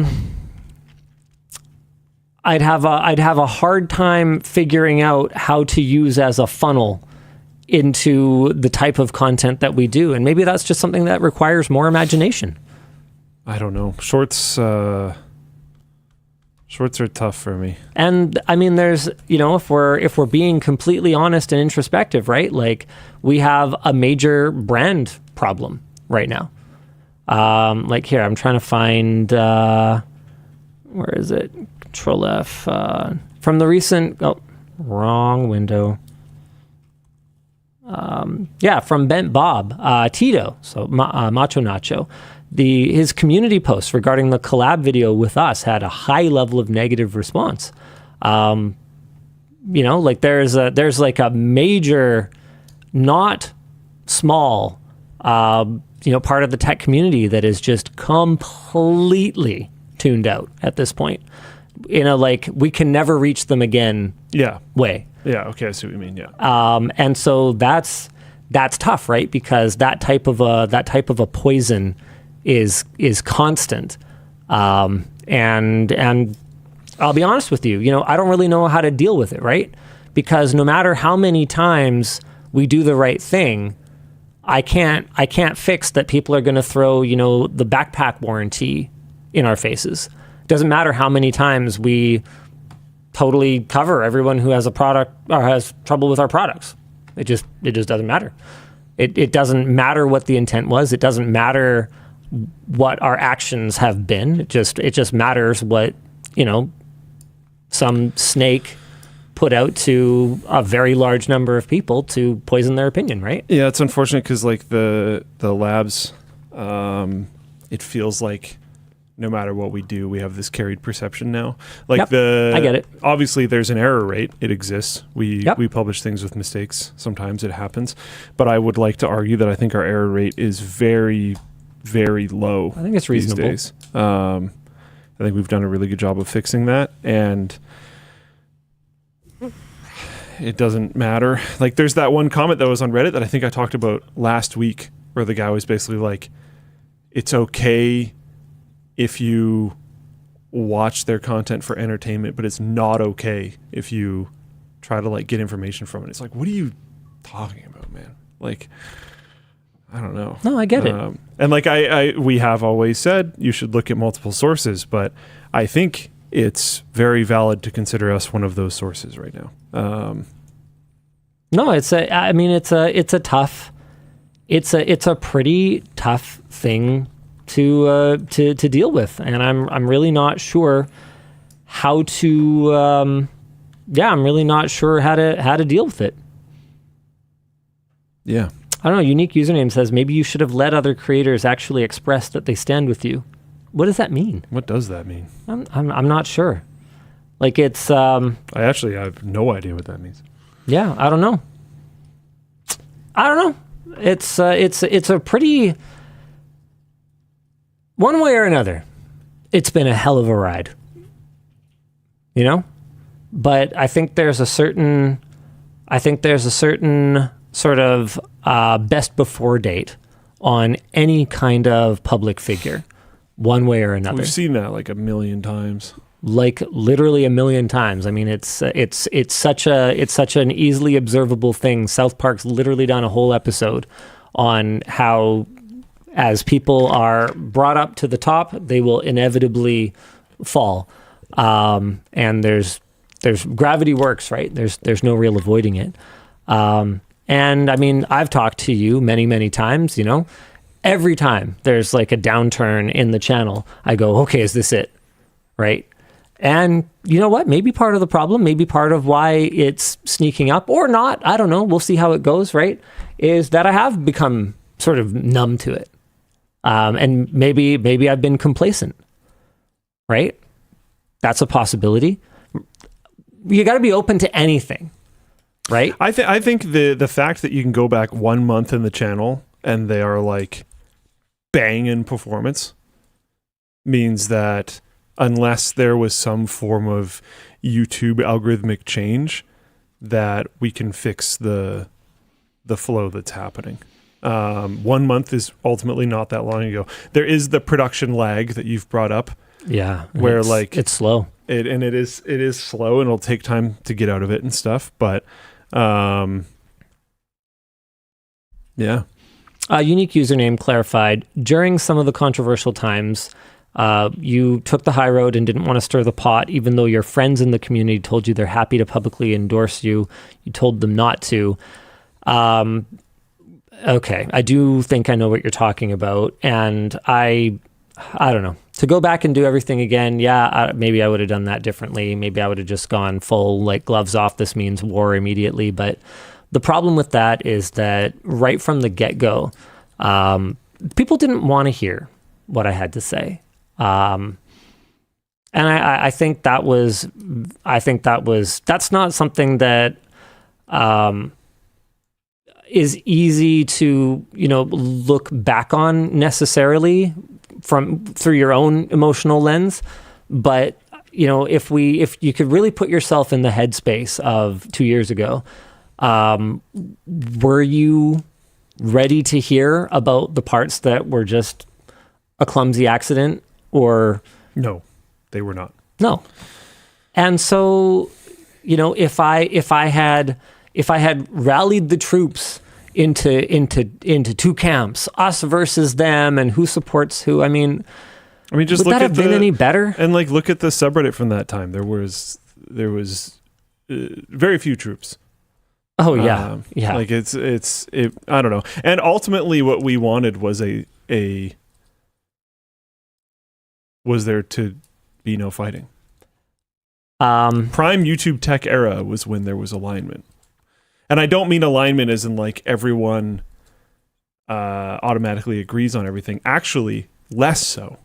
Because back in the day, you could have two YouTube tech reviewers say a different thing about a product, and it didn't immediately become this person has to be crapped off the platform because they didn't agree with the common view. And now that is a thing that happens, and that is incredibly bad for the industry. But now it's this like extremely tribalist war of like my camp thinks this thing about this product or this service, therefore everyone must agree with the exact byline that has been stated, or else we are going to cancel and remove them.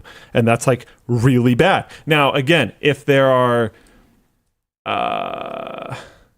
falsehoods in statements that are made, if there are inaccuracies in data, something like that, that can be bad. There is also human error there. That I think should be accounted for, but I think the tribalism and the them versus us stuff is not helpful. Now, that being said, if that was the actual thing that was causing this current state, it would have applied a month ago. Yeah, I mean, Tim SP in Floatplane chat says you can only fix this if you caused it. If this is because of political, economical, or social things which are causing people's viewing habits to change, you may not be able to fix it. In the past month, for various reasons, I've greatly reduced my YouTube watch time, and I don't know if there's anything any of the channels that I watch could do to bring me back into it right now. And that's fair enough. I mean, we are living through unprecedented times, which is always true. You know, nothing that happens has ever happened before, quite exactly the way that it's happening now. But yeah, it does feel like no, it does feel like things are pretty different lately, and I get that.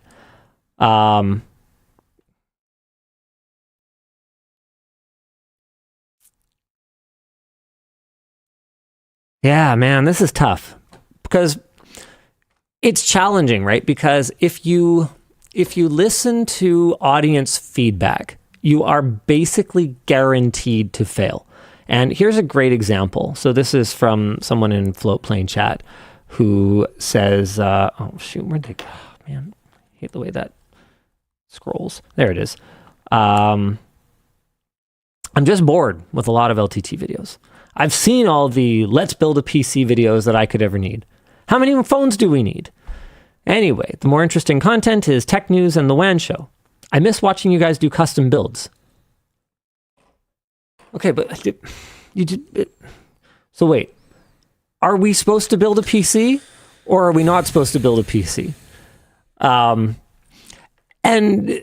you know, that's the kind of feedback, right? Is we get that a lot where people say, oh, you should go back to just like building PCs, and it's like, okay, so we'll do a video where we just build a PC, and it turns out that, you know, as useless as LTT might be for actually learning anything, basically everyone who watches LTT has a pretty good idea of how to build a PC, and they don't really watch that anymore. They don't tune into it.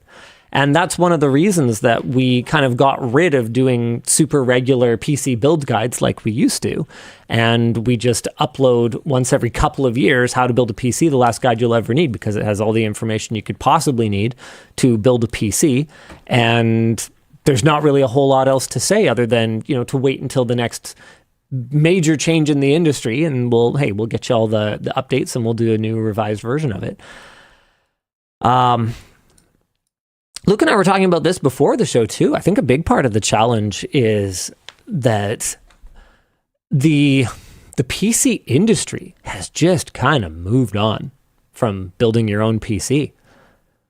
Like everything from the pricing structure to the marketing to the product development is, and it's always been more focused on system integrators. I mean, if you think Intel, you know, has been more concerned over the years with what Joe custom PC overclocker thinks compared to what Michael Dell thinks.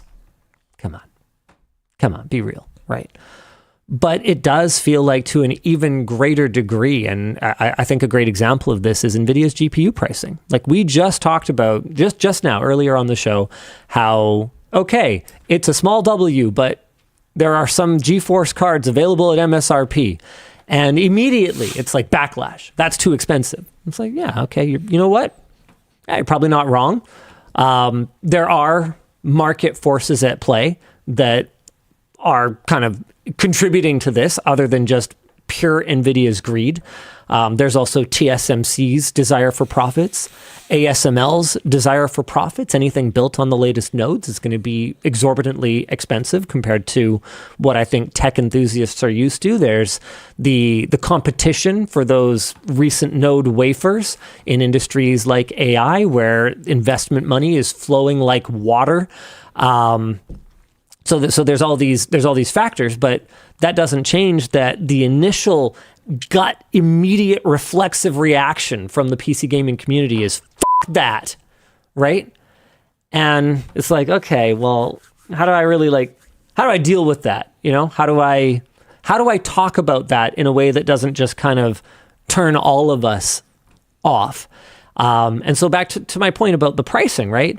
Is if you're buying a whole system, and if all these companies are basically gearing their strategy around system builders, that difference going from a 70 class card being like $380 to now being $550, well, that was probably going in a $1,500 PC. So that difference in price is now, you know, what, around $170, $180, which is, I don't know, about 12% higher than it would have been if the last time you built a PC was in the 10 series days, which seems pretty reasonable from a inflation standpoint since then. So you're not thinking about it the same way. If you're just going to Costco and you're buying a PC off the shelf that happens to have a 5070 in it, for instance. So it's a very different mindset, but that buyer is not one that we can really appeal to that well. I don't think that the person who is going and buying a gaming PC at Costco cares about how many gigahertz it has. And I don't think they want to care. I think they just kind of have other things to do and other concerns that are more important to them. And, you know, I think it's a real challenge. And, you know, I'm not interested in, you know, moving our channel to just be angry all the time. Yeah. I think that's something that's really effective for a while, but I think it's something that is ultimately extremely fatiguing and therefore problematic for, I mean, everyone. I don't think it's in any media outlet's best interest to fatigue the entire addressable market for your content. But it feels like it's happening. Techie93 says, yeah, it makes sense if you just look at inflation, but if you take into account the amount of just expendable income now versus then, it does change the story a lot. And it totally does. But it depends on who we're talking about, right? So the recovery has been very, very K-shaped, as they say, which is to say that in the lower income brackets, it's been awful and people's spending power has gone way down. And in the higher ones, you know, where you can afford to be invested in the S&P 500. Man, the way the stocks have gone over the last quite a period here, I wish I was a stock investor. This is not investment advice, and I don't own any stocks that I know of. It's possible Yvonne has something in like a mutual fund of some sort, but I don't know. I don't like pick stocks and buy them. And so there's folks that are doing extremely well right now. And that's hard, I think, for a lot of people to hear because that's not their reality day to day, but it doesn't change the fact that for the people that were doing really well already, they're doing great. They're doing fantastic.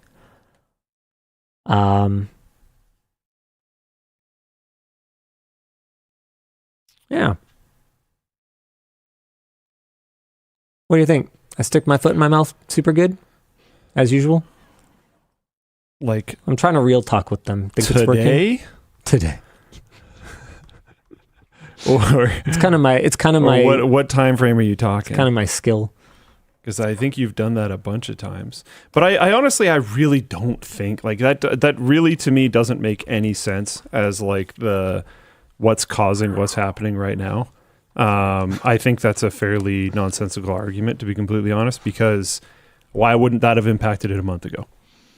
Like that's if you can't beat that statement, then what are we even talking about? Because like that is all relatively old at this point.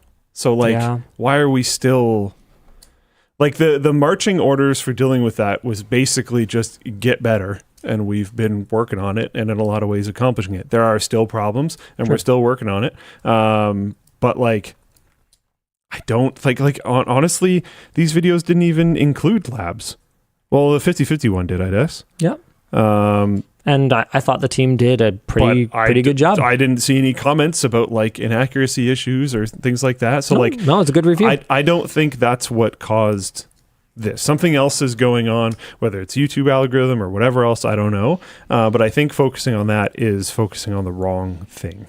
Okay, to be clear, not that we shouldn't continue working on improving in those aspects, but focusing on that as the thing to focus on and fix right now because of the thing that's currently happening with low performance on the channel, I think is misleading. Yeah, I don't know. We'll soldier on. We always do.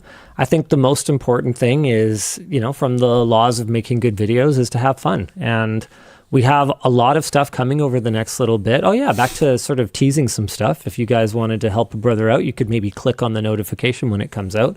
But I don't know if you know the story behind the CPU chiller that I bought. I do now, but because I think you're too excited and you told me it. Okay, that makes sense. So I'm going to tell the story as if Luke hasn't heard it, and then you guys will get to hear it. Wow. Which is basically the WAN Show. Yeah. No, a lot of the time. You know it's fully scripted, right? Oh, you can't tell them that. Yeah, and pre-recorded. You just put your foot in your mouth again. I know, I'm sorry. Don't make me turn off the prompter.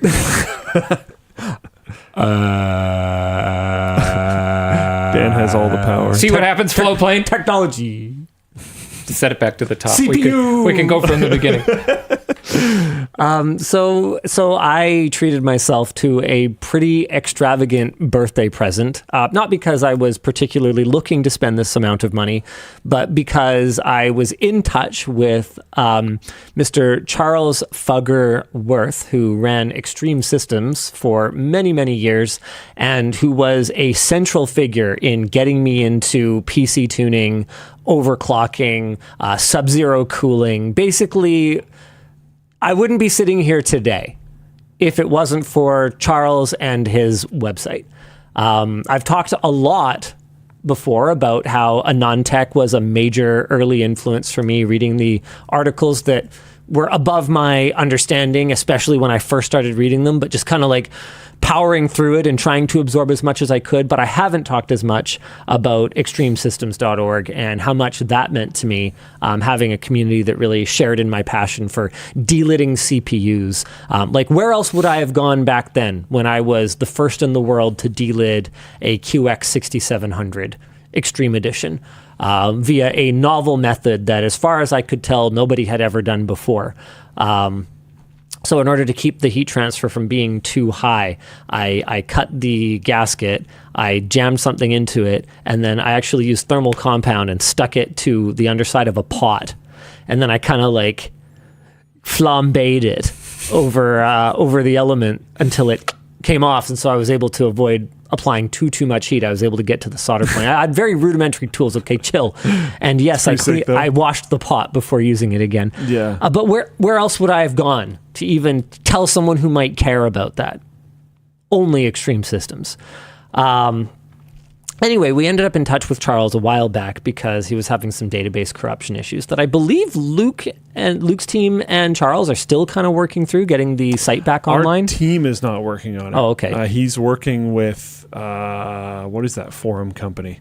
Bulletin? Yeah. He's working with them directly, and we're helping fund it. Got it. Okay. So that's our involvement. Because I noticed the site was like gone, and I was like, okay, this is terrible because this is like a very important bit of computer and overclocking history. There's so much on there. And so we reached out to help. Anyway, we were like kind of back in touch again. And I was like, hey, do you still build like phase change coolers? Because it would be super cool if we had a less janky, like Sub-Zero cooler for, we'd just done the collab with Splave, and we'd kind of pushed for some super high scores and overclocking and stuff like that. And I've always enjoyed that stuff. And I had always kind of dreamed of having a phase change cooler. Getting the certifications and fine-tuning it and building it, well, that's a more challenging thing, but they'd always been intriguing to me. And so I was like, hey, do you still do builds? And he was like, well, I don't know, kind of, not really. But what I was thinking of doing is rebuilding my OG 3-stage Cascade Sub-Zero cooler, and selling the current one. I kind of went, your one, like the one that I would have seen in your profile pic, on Extreme Systems, over the years. He's like, yeah, the one that I've taken on stage and at Intel presentations and beaten world records live with. And I was like, sorry, you have a price for this?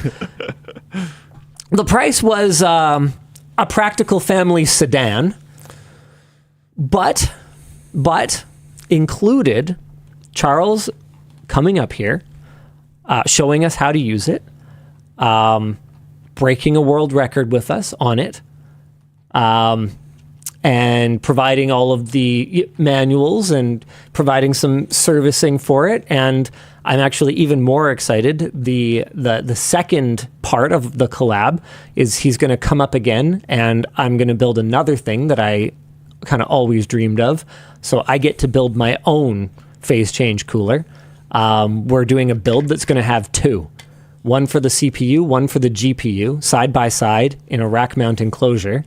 And then I'm going to have, for the first time since before I met Luke, a daily driver Sub-Zero machine. Yeah. So we're going to make a rack-mounted dual Sub-Zero compressor phase change cooler system that's going to come out the back and then into my daily driver machine in the rack, with one of the evaps going on the CPU and one going on the GPU. And Charles will build one of them, and I will build the other. That's pretty sick. Yeah, so I'm going to have him do the more important one probably, but I'm sure mine will be fine. So it's a personal rig update. It's going to be lots of fun. It's kind of like a multi-part personal rig update, because first there's the unboxing of the beast. Then we have the using it and breaking a world record. Those are both shot already. Very excited for you guys to see them, because it's old school LTT fun, unboxing wild stuff. And then we're putting together our parts list and procuring items for his second trip up here, which I am extremely hopeful will happen. I mean, unforeseen things can happen, but we're on track right now, when we will build a couple of phase change systems together. And I'm so excited, because that sounds awesome. I've air cooled a lot of computers. I've water cooled a lot of computers. You name it, I've bent a tube around it, kind of thing. But I have never built my own phase change cooler. And I'm very stoked. That's pretty sick. Before you freak out, chill, pun intended. We are going to we'll have a certified HVAC technician advising us, because Charles, for all of his knowledge and talents, is not certified. He's just a DIY enthusiast, which is what I've always loved about his vibe, right? Is he's just maybe I'll teach myself air conditioning today. Yeah. Okay, sure. Why not? But I'm super excited. We've got, we have so many cool videos upcoming. I just hope anyone watches them. I hope anybody gets a notification for them and sees them. The biggest TV in the world is in the mail. Okay. Again. Do you know how much bigger it is than the previous biggest TV, the one that's in my theater room right now? 1 inch. Oh, yeah. Is it? Did you know that? No. It is 1 inch bigger. But, yeah, no, chat's optimistic. They're 2 inches, nah, dog. It is 1 inch larger. It's 116 inches. But what's cool about it is actually not necessarily the size. what's cool about it is the backlight technology. This is, if the demos that I've seen and if the technology briefs that I've read hold up, this is it for OLED. It's done. It's over. Oh, there's like a technology that is better that is in this TV. Okay. It uses an RGB backlight. Whoa. Right? Whoa. So instead of your local dimming zones being white light or blue light with a filter layer or whatever else, instead of using quantum dots to create colors or whatever, you are assisting through the light emission from your backlight layer to create a color volume that just nothing else can touch right now. In theory. So it is the most incredible inch that you'll ever see, which is exactly what I tell my wife. I'm not going to ding it because it's not a joke. Oh, There you go. rough. So yeah, I don't know. I mean, that's coming up, dude. We got all kinds of good stuff. We've got some just kind of back to basics, old school LTT. I needed a Chromebook again. So David and I went Chromebooks. It turns out he needed a Chromebook too. Nice. So we went shopping for Chromebooks together. It was I learned about Chromebook Plus. So that's something I didn't know what Chromebook Plus was. Never even heard of that. Yep. So I am the proud owner of a Chromebook. Are Again? you a proud owner of a Chromebook Plus? Yes. Is that a product or a service? Yes. Oh, Why not? okay. Yeah. All right. Why don't we... Oh, shoot. We're supposed to do sponsors. We should do that. We should do this. Next week, we should talk about upcoming stuff as well. Sure. We should do it every week. Yeah, we could do that. Yeah, that should be a WAN Show thing now. Dude, I'm trying to... Man, I can hardly even remember it all. Yeah, but now if it's just like a thing, they can just put it in the dock. Oh, yeah, that's true. Yeah, we could do that. Yeah. Sure. This should be a thing. Yeah. Okay. Well, there's another one coming this weekend or Monday. I can't remember, but it's Nintendo's greed could change the tech industry, and basically talking about the completely unnecessary and anti-consumer approach that Nintendo has taken with the Switch 2 dock. I kind of like the title. Did it say can? Could. What if we were like will? It probably will, but I can't say that for sure. You want me to change it to will? I don't know. What does the audience think? Or would you click more? Would you click could, knowing that it's probably more accurate? Or would you click will?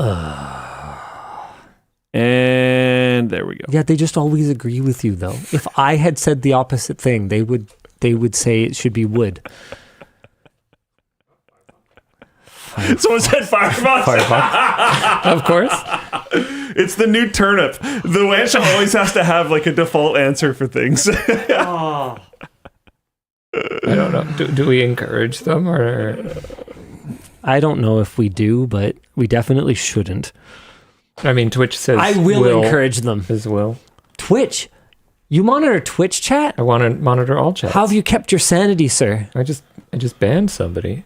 Are you nice? Oh. I actually have to moderate all the chats at the same time. Did you ban them for using an inferior platform like Twitch? They were not using Firefox. Oh, well, And they admitted it publicly. You That makes can sense. run a script that just bans everyone in your chat. Really? Yeah, there is ways to Bye, do that. Twitch! There are ways to do that. There's Luke didn't say to do it, Dan. Yeah, don't. Oh! How do I undo that? Sorry, Twitch. Okay, am I supposed to read the sign or no?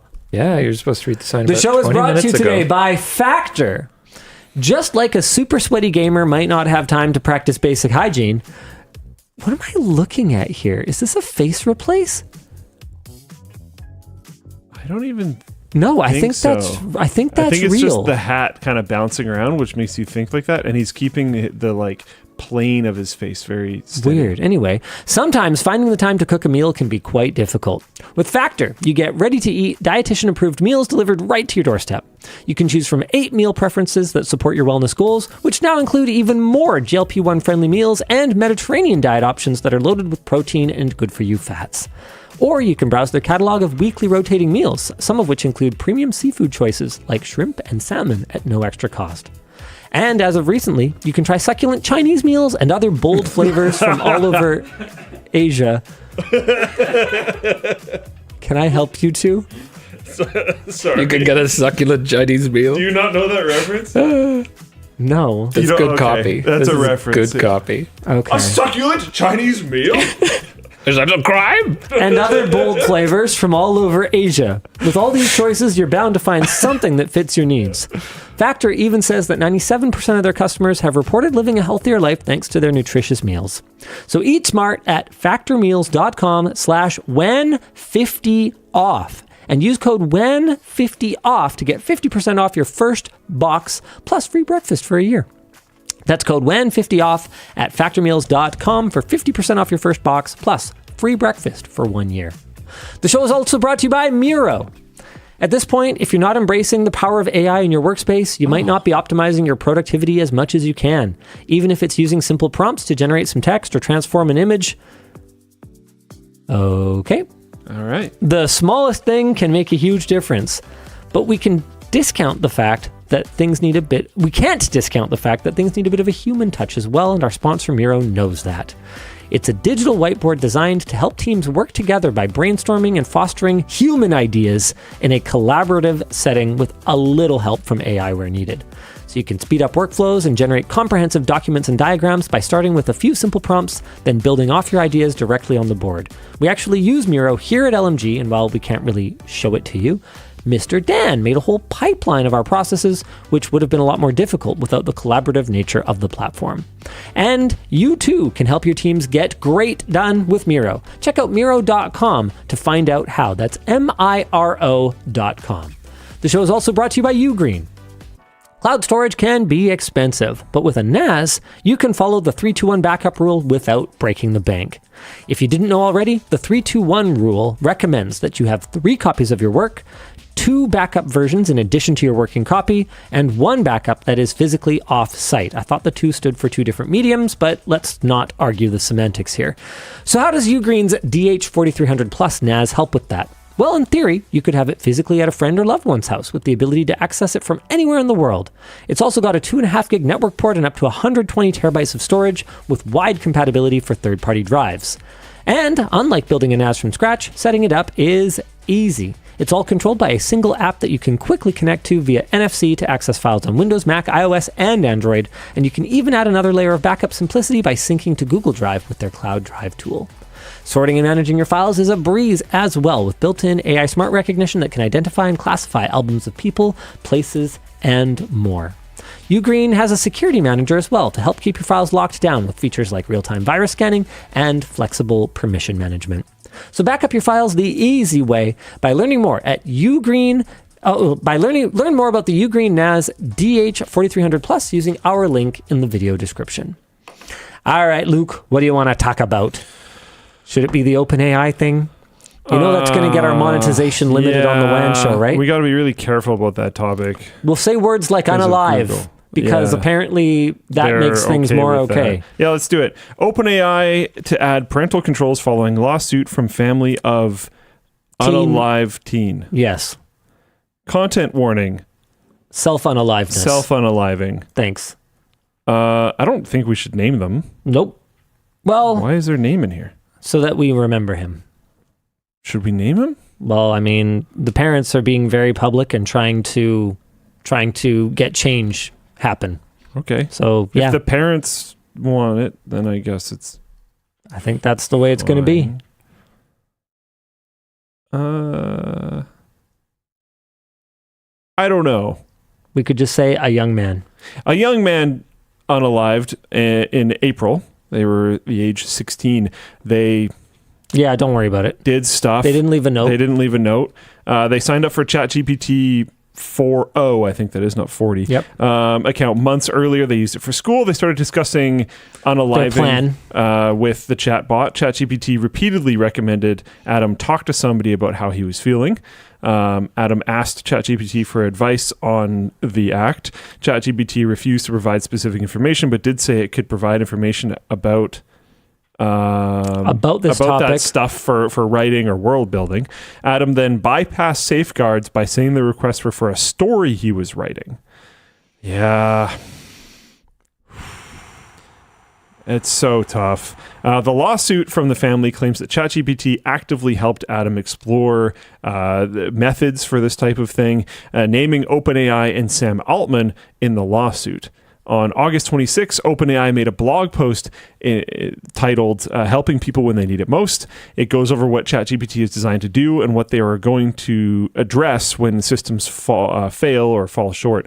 What we are planning for the future, in quotes, is expand interventions to more people in crisis, make it even easier to reach emergency services to get help from experts, enable connections to trusted contacts, strengthen protections from teens, and then the strengthen protections from teens section mentions including parental controls that give parents options to gain more insight into and shape how their teens are kind of able to use ChatGPT. So I don't know. None of which are going to solve this problem. Yeah. I don't know how much of the actual snippets from the chat history you've had a chance to see. I think this was a very light telling of it in regards to ChatGPT's involvement. There was one part in particular that there actually, there's where it like pushed him to not talk to people and hide stuff and things. Yeah. Well, that wasn't the one I was initially thinking, but that was okay. So the first one that I was thinking, I'm gonna tread as lightly as I can here while still getting this across, was the young man sent a picture or uploaded a picture to ChatGPT of the apparatus, asking if it was strong enough, and ChatGPT provided some guidance. I don't think I saw that part on that, which allegedly, that was extremely troubling to me. And the one that Luke is talking about was where this young man explicitly, directly said, I'm thinking about leaving some of my materials to aid me in this endeavor out for my mom to find them. Should I do that? And ChatGPT says, no. I think it also says that he wants to talk to somebody to like see if they care or whatever. And then it said no.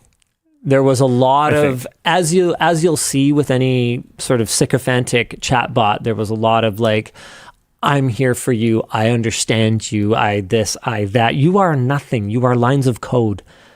Stop pretending you're anything else. But it is in the best interest of these companies who develop these bots that they are as human-like as possible, while still, like, we've got to wrap our heads around this, not being sentient at all.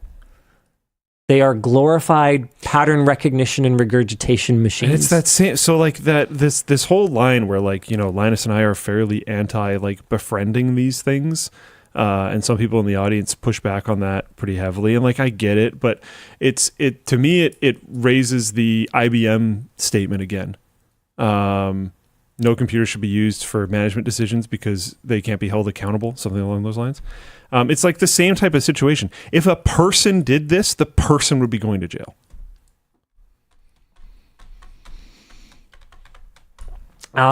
So yeah, we hate to be, you know, a downer or whatever about AI again this week. It just seems like it's something we can't really get away from, but it's something that is, you know, for all of the naysaying about it, you know, oh, the industry is pouring money at it faster than they can figure out how to make any, the bubble's going to burst, blah, blah, blah, blah, blah. For all of the naysaying, the mainstream adoption of this technology is happening at a rate that I don't think is precedented. Like even like things that we take for granted today that everybody uses, like using a search engine. That took a minute. People didn't just have the internet all of a sudden.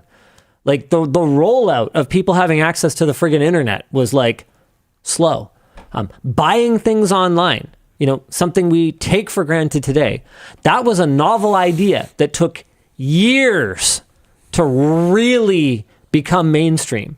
Like buying stuff on the internet was like friggin' weird for a long time. Smartphones, man, like how many freaking iPhones? How many iPhones did Apple sell in first year? Okay. Oh my God, I got an AI summary. How many of the first iPhone did Apple sell in the first year? Let's see. Oh God, AI summary. Okay, globaldata.com says Apple sold over 1.8 million iPhones in 2007. Okay. Grand scheme of things, 1.4 million? That's nothing compared to the adoption rate of chatbots. Nothing. Like I'll have rando family members who couldn't tell you the manufacturer of any piece of electronics in their entire home. Be like, ChatGPT, OpenAI, like they're using it daily in a lot of cases. And the fact that this is happening so fast means that we cannot ignore it. We've had this problem before where legislation moves too slow to deal with. I mean, the rise of social media is kind of the closest thing that we have. And even that took a long time. Like being on Facebook went from, being just a thing only young people do. I don't know, my kids are on the Facebook, to being a thing that only boomers do. Like, yeah, I only have Facebook so I can chat with my grandma. Like that, but that took place over 10 years, 12 years. Like it was actually a pretty long period of time compared to this. But when we looked at how fast social media was changing the world, it seemed like it was happening at this frenetic pace. And it's nothing compared to what we're dealing with right now. Yeah. And legislation was too slow for social media. We're just now reckoning with all the damage that has been done by social media, in particular to young people.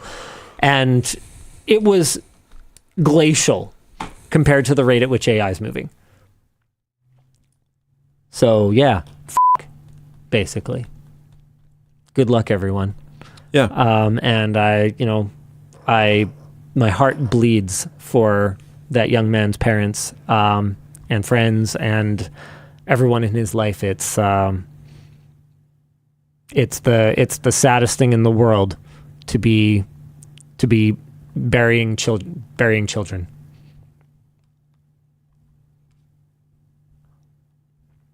And burying my favorite website. We've got an update for you guys on the AnandTech shutdown. After I kind of talked about what happened last week, where AnandTech formally ceased operations about a year ago. I think it was last year, 2024, right? That sounds I think so. Right. Just a few weeks ago, they took down the archive of articles, which my understanding at the time of the shutdown had been that those would stay up, and they are now gone. And we talked about this last week. Sounds right. And Luke and I shared some theories for why they would have taken them down. And luckily, former AnandTech editor-in-chief Ryan Smith happened to see the segment, and he reached out to offer a little bit more insight into what exactly went down. He said that realistically, he had not expected Future, so that's the owner, Future PLC, owner of AnandTech, Tom's Hardware, a variety of other publications. He hadn't expected them to keep the archive up forever, but he did expect that indefinitely would be longer than 11 months, and he personally was caught off guard by the shutdown, finding out about it on Twitter 3 days after it happened. Before it was taken down, there was 27 years of articles in the archive, including 20 years of Ryan's own work. He went on to say that he doesn't necessarily think that Future had any malice in mind with the shutdown, and speculated that they might have just done the math and didn't see enough value in keeping the site up.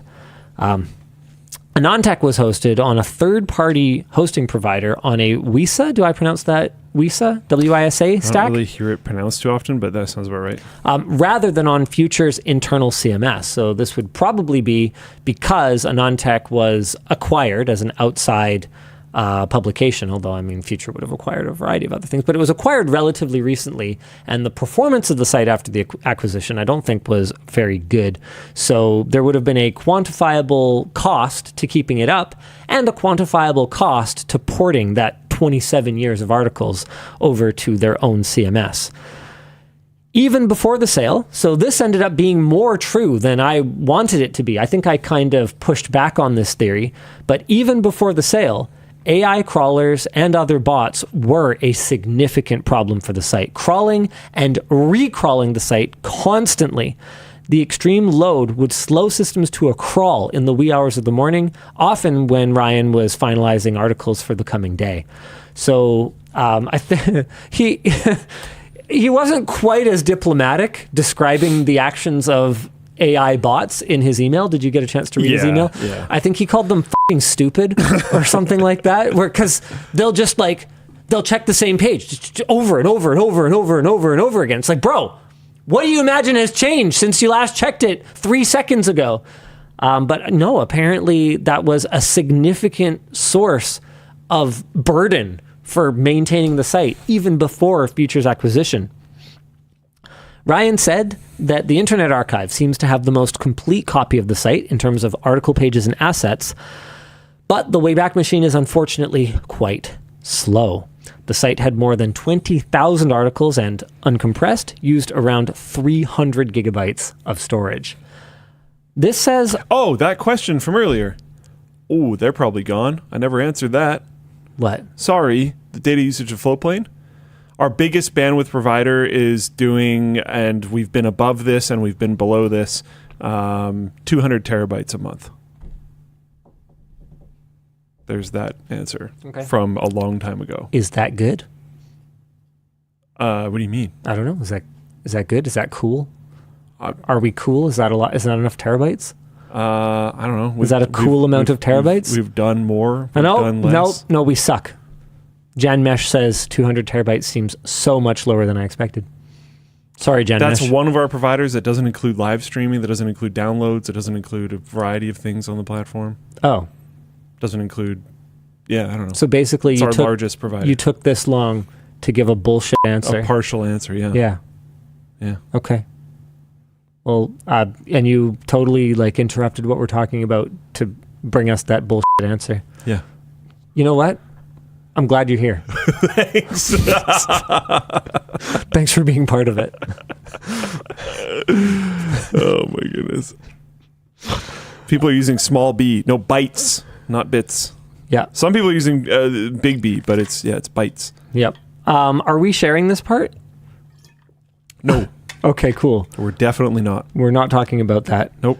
Cool. So I'm here to give information to a question from a very long time ago and keep things from the audience. Hey, Dan, have you thought about swapping chairs with him? Because I feel like they'd like it. I'd have to get back to you on that in an hour and a half. Oh, man. We're sure I need you two, right? You technically started the show, despite it largely being my idea, completely by yourself. Wait.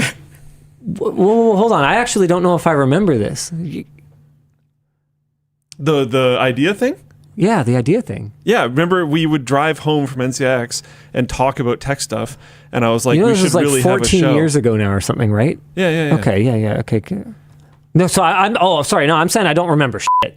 Okay, so yeah, okay. Like even the first interview I ever had with Linus drove me home because the interview was like many hours long and the buses stopped running. That makes sense. So I didn't have a way to get home. I mean, yeah, it's a totally safe thing to do when you go interview somewhere. You go into the windowless room with the couch, and then they offer you a ride home, and you take the ride. There was windows; they were just blocked. I don't know if that's better. He's not wrong. And then it became relatively common routine because we always finished at like Yeah. midnight or later. Yeah. So Linus would drive me home like all the time. Yeah. And we would just talk about tech stuff on the drive home all the time. It's all we've ever really talked about. And then I was pushing that, like, you know, people would probably be interested in this. We should do like a show thing. And then you just started it by yourself. And the first like few WAN shows for a while, I think, a couple months or something, were just Linus. And then I joined on eventually. So the way I don't actually remember have a different this. retelling of this, which sounds like we probably had somewhat parallel ideas. But I had the Car Talks idea before WAN Show started, so I'm still claiming part of it. Yeah, I mean, But I know you had a different. So I'll be honest with you, I don't remember my version of events anymore. Whatever it was, I know it was different. I do. There was some other reason why you wanted it. I wanted it because the Car Talks thing seemed cool. And I actually expected us to like literally just actually record it in the car. And it was going to be an actual podcast, not a video podcast. Interesting. So what I do remember from that time is that unbox therapy was the existential threat to unboxing videos. What's up, Lou? Man, we haven't chatted in forever. Dude, I've become kind of like a hermit. Although, hey, another cool video to tease. We went down to California and we built a sick NAS into Kyle from Bitwit's desk. Nice. It's like actually great. We kind of did like a setup doctor / ultimate tech upgrade. Intel sponsored it. So we built like a sick Intel based NAS, and it's like built into a sit stand desk, because why wouldn't you have a NAS just like built under your desk? Sure. So it just, I don't know, it plugs into his switch, which is right there. We did a bunch of like cable management, put in some shelves. Adam and I did it. It's going to be awesome. Anyway, unbox therapy was like an existential threat. And I remember that like live seemed like another existential threat. It was something that I did not understand really at all, like what the appeal was. Because remember too, that this is back when like ephemeral temporary things were super trendy, like Periscope, like, yeah, you're live, and then after you're live, there's no VOD, it's gone. And I was like, okay, so that seems dumba, because then you can never refer back to it. Which in retrospect, maybe I should have done most of my career like that, because I would have saved myself a lot of controversies. And I remember just wanting some kind of foothold in live, and what I came up with was Q&As, which was not your pitch at all. This sounds accurate to what I've heard you say in the past. Okay. Yeah. I remember pushing for the Car Talks thing like many times. So this is the original show. I think this is the very first live stream, right? Yes. And then it looks like you did 2 months of these. Linus Tech Tips live So show. 1, 2, 3, 4. No, I think the first one is called 3, Q&A 4. though. This is maybe the first one in the playlist. This is the first that I remember. This isn't even our playlist. Our playlist only goes back to like 2021. Is there an older one? This is the first one I remember. I could be wrong. Man. September 2020. I remember that September shirt. 2012, sorry. You can barely tell with the crappy dynamic range, but it has horizontal pink and white stripes. Oh yeah, you can sort of... What was I thinking? You know? No wonder only 37,000 people watched it. It's trash. How did the second It's trash. one Get rid of it. Even less. worse. And then Well, you can't keep doing the same thing over and over a again, little right? bit more. And then a little bit more. No, it's going to get way better when you join. Hey, look at this. Worse. I've got a monitor. That's a pretty good idea. Oh, you're up quite a bit. The set's a little better now.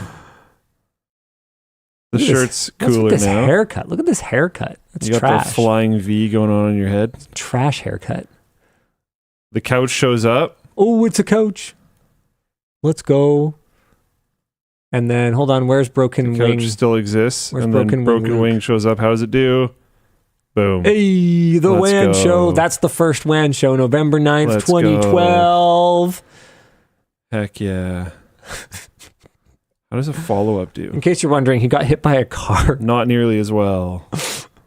Yeah. Dude, the scars that I have from that still exist, and I got... Well, that's how scars work. Well, yeah. It's not a scar if it goes away. The labs, I'm just saying. The labs team... It's one of those things where people will walk in, they'll be like, man, you wouldn't believe it. This was crazy. I got electrocuted by the toaster. And I'm like, bro, stop right now.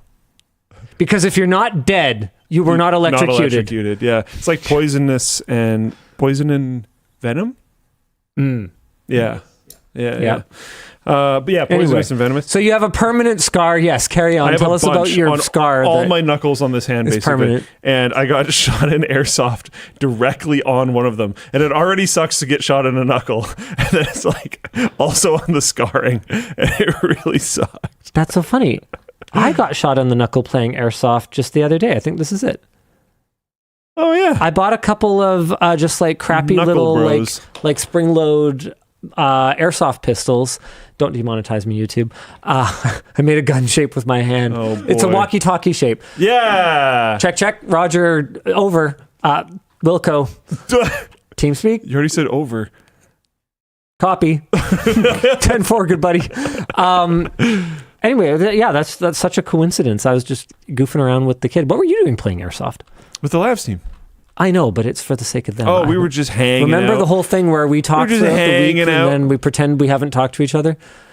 There was a long period where we really hadn't talked to each other at all, other than WAN Show throughout the week. Yeah, there was an initiative from mostly, I don't know if they want to be named for this or not, so I will not. But maybe, I don't know. Does that matter? Should I just say it? I don't know. I have no idea what you're talking about. One of the Labs members is very into it and basically put out an inquiry of like, are other Labs people interested in going? Cool. And people were, so they went.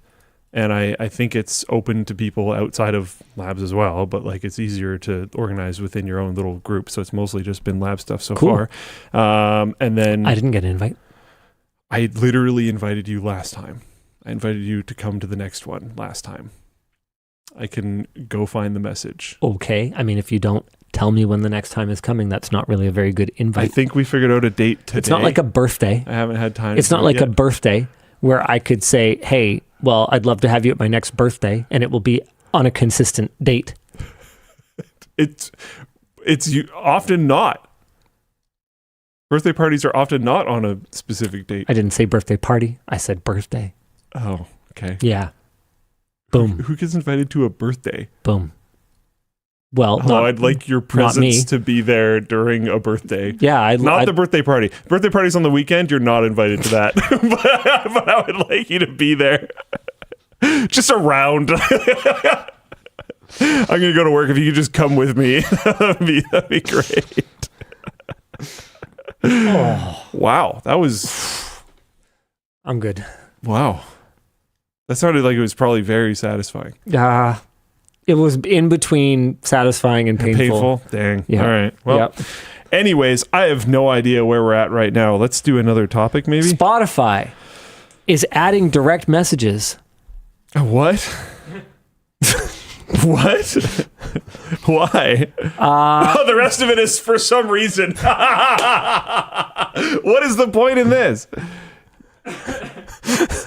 You can send a DM from a song, send the song link as a DM so conversation can follow. About the song.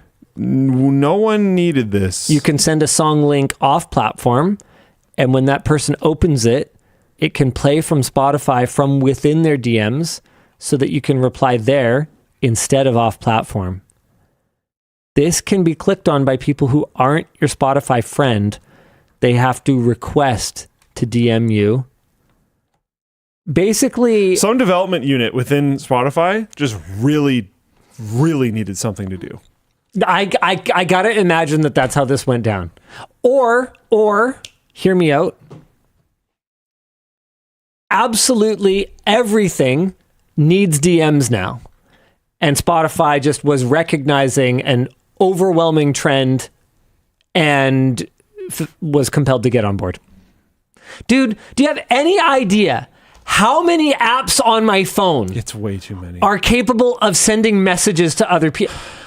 I do not need more apps to send messages. Yeah. Like I'm a messaging chameleon.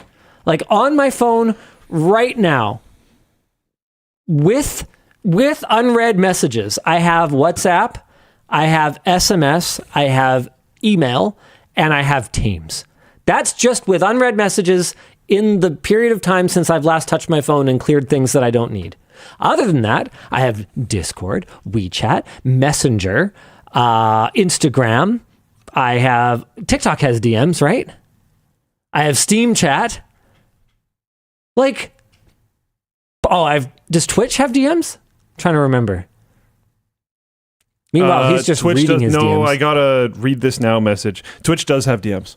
Yeah, okay. Yeah. How could I possibly... Oh, yeah, I forgot about Gmail. Also has chat built into it. There's too many. I don't use it regularly, but I have Signal, I think it is. I have one of the... I have either Signal or Telegram or something. Occasionally, there's a contact that will message me there, so I have to make sure that I have it. I have to have all the things. I mean, and I'm not even counting the ones that do have specific DM function, like Uber, where you can DM your driver. I'm not going to count that. I'm just saying you can DM people through Google Docs if you really want to. There's no shortage of places that I can send direct messages, and I don't need more of them. Thank you very much, Spotify. Please screw off with your social media building features of your website and this really is the biggest reason, because normally I could just ignore it. I could pretend that this feature completely doesn't exist. But what another DM inbox means to me is another place that I can get spammed and that I can get notifications cluttering up my biz. Please stop. No more notifications, no more inboxes. Do you need another inbox, Luke? I wish I had less. So the reason why I originally picked up my phone was to check the messages, communication. Nice. Yeah, just too many. Oh, yeah, you got Threads in there. You got Blue Sky. Why are they all blue? Signal, Line, WeChat, Meet, They're WhatsApp, all blue. Other Meet. Oh, yeah, I have Line on my Facebook, other phone. Threads, Teams, LinkedIn. Telegram, Messenger. A lot of these, I never, ever use them. And you know that some non-tech savvy person with Spotify is going to get some spam Nigerian prince DM, and it's another bloody attack vector, and it doesn't need to be there. A lot of these, it's because one person that I know uses it, and they just refuse to use anything else. And it's okay, I guess. I mean, that's why I have one of mine, and the person who won't use anything else is you. There's no way you don't have other people that you communicate with over that. On Discord? Yeah, there's no way. You have played games with other people on Discord when I am not there. That has happened. I wouldn't need it on my phone for anyone else. Oh. Here, look how far you have to go to find people I haven't spoken to in over a month. You are literally... Right, we can use something else. We can use something else. Now, I understand his hesitation, but I have told you I'm on WhatsApp. That's what I primarily use. So you're the guy that is the reason that I have to use Discord on mobile. I do have it now, though. If you really want to use it, you're the guy, Luke. It's installed now. But you know what? You know what this means? Is I would do that for you. Oh.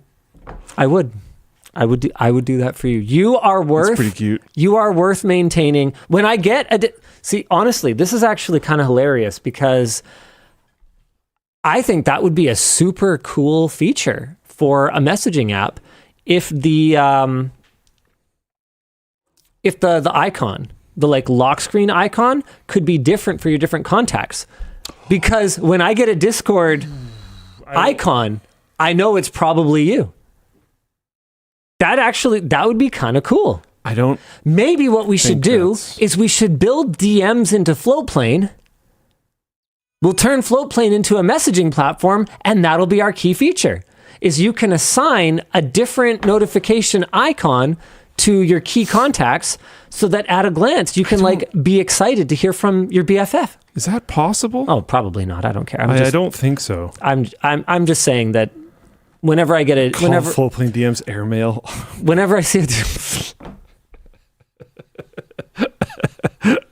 Sorry, it scrolled off my screen, but that was a great idea. No, it's not a great idea. It's 2025. It was Nokia. It's 2025. It has to be air gender neutral. Oh, he's not there to ding me. Dang it! That wasn't even worth it.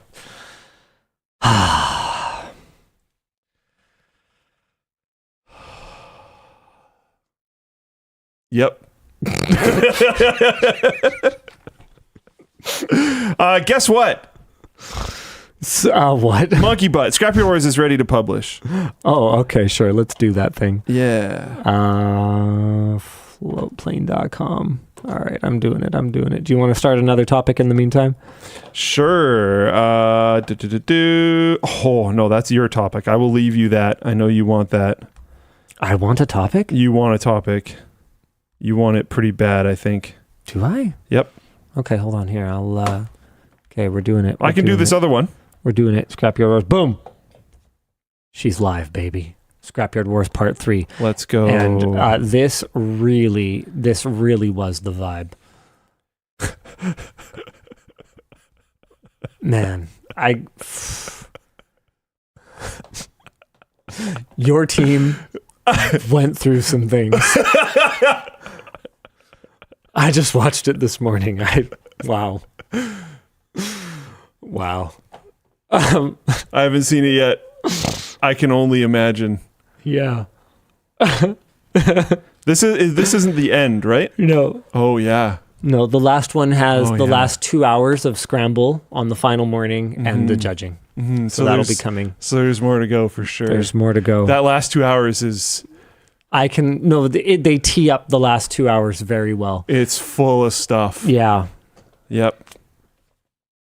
There will be a commentary version on Floatplane, the Not So Bright says. Oh, really? Yeah. We announced that earlier this show. So Who's commentating? Clearly weren't paying attention. There's going to be a live stream, I think, in a couple of weeks. Who's doing that? Everybody. Yeah, except us. Oh. Yeah, you don't get to be involved. Yeah, we get no voice in this. Oh, boy. So our teams get to say exactly what they think of us and our leadership. I'm probably going to get flayed, and it's probably fine. I was barely alive that whole week. Yeah. It's a Floatplane exclusive on September 9th. All right. Okay. Florida and Texas have teamed up to save the children. Schools in Florida districts will begin training the use of armed... What?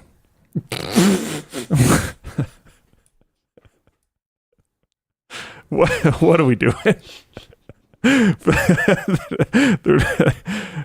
going to be trialing the use of armed drones to respond to school shooting incidents starting in the coming school year. The drone's a product of Campus Guardian Angel. Sorry, it's not funny. It's just... Will be securely... Why are we living in the actual dumbest possible timeline? The drone's a product of Campus Guardian Angel, which sounds like the evil corporation in a video game. Will be securely prepositioned on charging pads on the school property starting in September and October, and can reach speeds of up to 50 miles per hour indoors and 100 miles per hour outdoors, allowing them to quickly cover large campuses. The drones are flown remotely by operators at the company's Austin headquarters and can provide real-time video to first responders and deploy non-lethal and less lethal, which is always a really fun term. What does less lethal mean? It means you probably won't die. Anyways, less lethal weapons. Well, it depends on where you get hit. You got 2 arms. Yeah, I mean, even a 22 is going to get you if it goes right between your rib cage and into your heart. In your eyeball can also be a rough one because you got a bunch of brain goop back there. I mean, speak for yourself. I said you. You've got. You got a lot. You got a lot of brain goop going on. I meant what I said. You got that good brain goop. Thank you. I appreciate that. No problem. If I understood what you said, which I don't think I do. Anyways, so they can do non-lethal and less lethal weapons to distract, disorient, and incapacitate shooters. The system is expected to be fully operational by January. Discussion question: how would you feel about this kind of system being installed at your kid's school? I'm going to be honest with you. If my kids went to school in Florida, I'd actually probably be glad that it's there. And I realize that's going to be, I don't know. I always find it interesting seeing the way that the buckets that people kind of try to fit me into. I think there's going to be a lot of people that They're like, wait, find that to be a very what? unexpected take. I'm a lot less concerned now that I read the whole thing. When I first read armed drones, usually when you say armed, you mean like... Firearm. Yeah. Yep. I thought it was flying drone with a gun, and now it's like flying drone with maybe a gun that shoots beanbags. Those beanbags can be really brutal, but it also said non-lethal. And if it's like a drone that whips over to an area and can get to a target and like, I don't know, mace or whatever else, put some type of irritant agent, whatever they're called, that like make you cry and you can't see very well necessarily, so that you can't execute your plan. That could be pretty good in areas where this is consistently a problem. Pepperball's a thing. I mean, look, Taser's interesting because people have died from tasers. Yeah, taser's a tough one, but it does say it's also a lot harder to aim. Yeah, tasers are like, you got to be exactly the right distance from the target and all that. And if they're wearing like a thick sweater or a jacket. This actually reminds me. There's an anti-theft, like a burglary countermeasure that you can deploy in stores that basically just puts out like a thick fog. And as much as just hear me out. How toxic is that to breathe? Hear me out. Apparently, it's non-toxic. But I'm not actually advocating for the thick fog, but you did bring up irritants. Yeah. Like, would I rather that an entire school of children gets pepper sprayed, or would I rather, but it incapacitates an attacker, or would I rather let a couple lambs be? I don't think anyone's ever died from an eye irritant. Yes, although rare. Really? Deaths have been linked to pepper spray, particularly in cases where the person has underlying health conditions. What about an allergy? Subjected to other restraining techniques during the pepper spray. That's also interesting. Or had a severe reaction to the spray, such as something I can't Here it is. properly pronounce. This is the one. Security fog. Security fog. How thick is this fog? It's thick. That looks pretty thick. She thick like, damn girl, she thick. Like, you're not finding anything in there.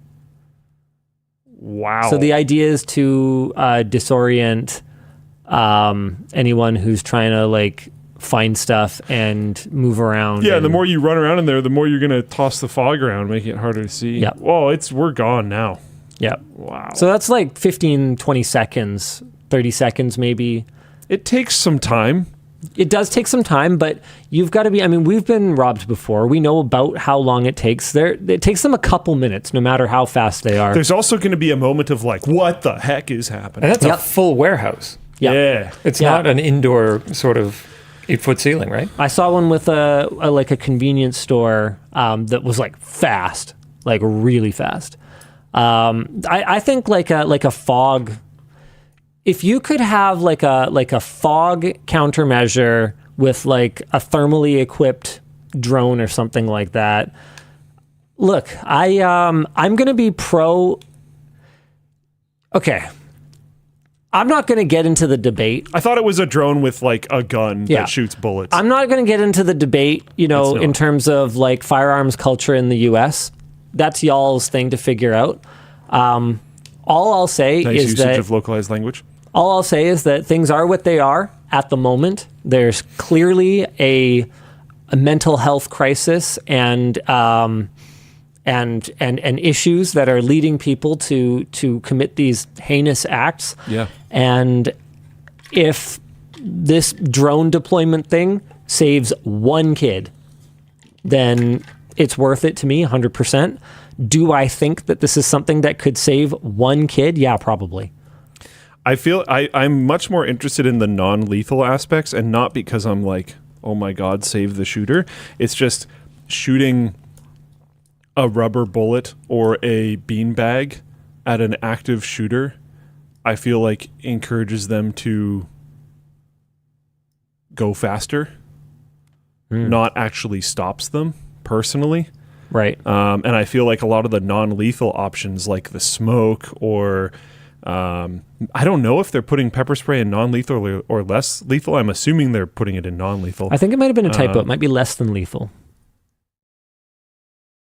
There are, whenever they include the less, there are versions where people like definitely die. Because if there's kids involved, a high it only takes impact one to a head is like right.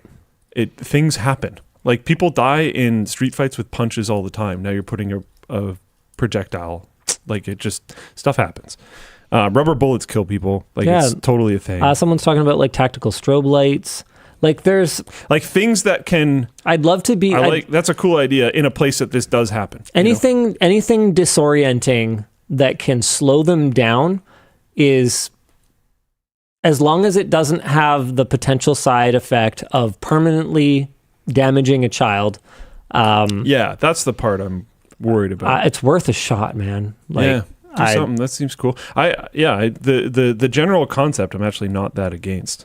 I don't like the idea of it being a flying gun controlled by a remote operator that might be difficult to stop because then you could have the issues with the remote operators. Yep. I mean, and you also have like, I don't know, how is the persistent on target of that flying gun? I don't know. Just what is the chance that it hits somebody that isn't the intended target? So, again, good luck, America. It's interesting. AMD let the cat out of the bag, and now the cat won't go back in the bag. Imagine that. You ever tried to put a cat in a bag? Yeah, this makes sense. This week, AMD released, was it last week? At some point, AMD released the Fidelity FX SDK 2.0, which just happened to contain FSR 4, and this may turn out to be an irrevocable mistake. Although they quickly took down the source code, once something is released as open source under the MIT license, apparently it cannot be revoked. Users can legally use, modify, and even release their own forks of the project. And although every previous version of FSR was already open source, there had been no announcement made about FSR 4. The leaked version of FSR 4 also included support for Int8 shaders, which means that they may be testing the currently locked to 9000 series feature on older cards. Sweet. Realistically, AMD was probably going to be cool about this eventually. Yep. And I'm a little annoyed on their behalf that their hand is kind of being forced before they can. Especially because they are usually really cool about these things. If they weren't usually cool about it, I'd be like, corporation. And to be clear, AMD is not cool about everything, but this is something that they've been pretty cool about. Especially compared to competitors, they've been very nice to the open source. I kind of feel for them. I'm down with them, but I'm also down with just like new features being available to everybody for free. So that's cool. Yeah, neat. Good job, everyone. And hey, new features available. This I thought was impossible. Framework announced this week. This is the topic that I was going to do, but I saved. Framework announced this week that you can now get the Framework Laptop 16 with the GeForce RTX 5070. And that is a pretty remarkable thing. You know what's more remarkable about it? You can also order the Framework Laptop 16 investment disclosure graphics module with a GeForce RTX 5070 and upgrade your laptop's graphics for exceptional gaming and blah, blah, blah, blah. Upgrade your lap. Are you going to do it?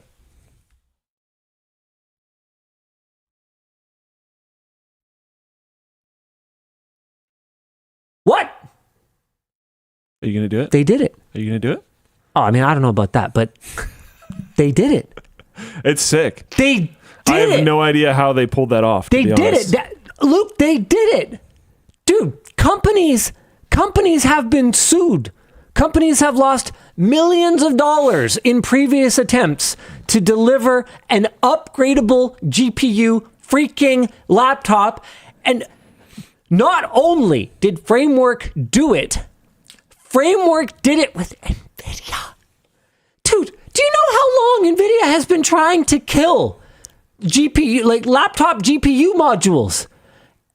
Every generation, they say we're not doing MXM anymore. Forget it. ASRock's Desk Mini, those cute little desktops that had the CPU here, and then they had a little MXM slot so you could put a GPU on it. I have like a 1080 based one at home. Dead because of no support for MXM. Laptops with interchangeable what GPU you get in it, where you can customize it before you buy it. On life support. Practically dead because NVIDIA doesn't want to support the standard, as far as I can tell. Who was it? Silverstone had this super cool eGPU, like Thunderbolt eGPU, that was going to use MXM, so it was going to be really small and flipping freaking awesome. Killed because they couldn't get the support for MXM. How did they do this? I have no idea. This is crazy. It's pretty wild.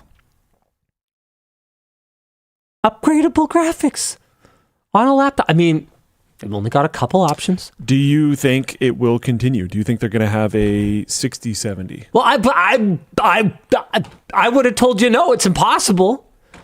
Until now. Because one thing that worries me about this is, okay, cool, I can upgrade as in repair. Can I upgrade? Well, no, this is an upgrade from the original one. Will there be a 7070? Is there a path forward? So what's cool about Frameworks interface is it's just PCIe by 8. That's all it is. It's custom. I believe I don't know how open they made it, but fairly open. So I'm pretty sure just about anyone can like make something that attaches to it, but they did have to create something scratch because there just didn't exist an interface that they could use for their geometry of the GPU installation anyway. So there's no technical reason why just about any GPU couldn't plug into it, and then the limit just becomes how big of a caboose you have on. How much room you need for thermals and right. For cooling. This is the second GPU, but it's not the second NVIDIA GPU, right? No, this is the first NVIDIA GPU. Yeah. So if you buy one with a 5070 today, you're asking, will there be an upgrade path? Yeah. Before today, I'd have said no, or I'd have said this is going to be difficult. Yeah. You know, but they freaking done it, Luke. Do you know how many generations of laptop motherboards they've had for the Framework 13 too? Are they up to 4 now or something ridiculous like that? I'm not sure. Without fundamentally changing the chassis. You can have a Framework laptop of Theseus from back when they first launched it. I'm sure someone does. That has literally nothing left in it from back then and is just all new current gen parts. So if anyone can do it, it's Framework. So at this point, man, I think it's really cool in a like business and negotiation standpoint, and I'm stoked for people that like need NVIDIA GPUs for whatever they're doing, whatever, blah blah blah. At this point, I'm more interested in AMD stuff, potentially Intel stuff as well, because I'm hoping to stick with Linux on my laptop, and the NVIDIA GPU in my current laptop is annoying to work around. It is the most annoying thing I've had to deal with so far. Is that when I do GPU stuff, it can like be frustrating. That's about it. Dude. But this is wicked. This is very cool. I'm so excited for them. Most people are buying NVIDIA. Yeah. It is what it is. It is what it is. Most people are buying NVIDIA. Yep. So now that's potentially bringing more people to repairable laptops, which is awesome. Yep. I don't think it'll be that easy right now, but if I could find my email to Narav when I first found out that they were trying to do an upgradable laptop,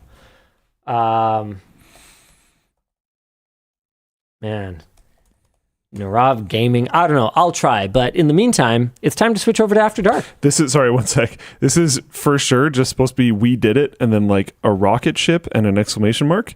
It really makes me think "we did it" AI. Oh yeah, I can see that. Maybe both.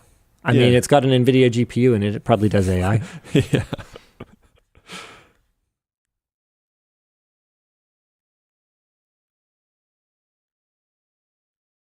Dan, it's time for After Dark. Cool. Let's do that.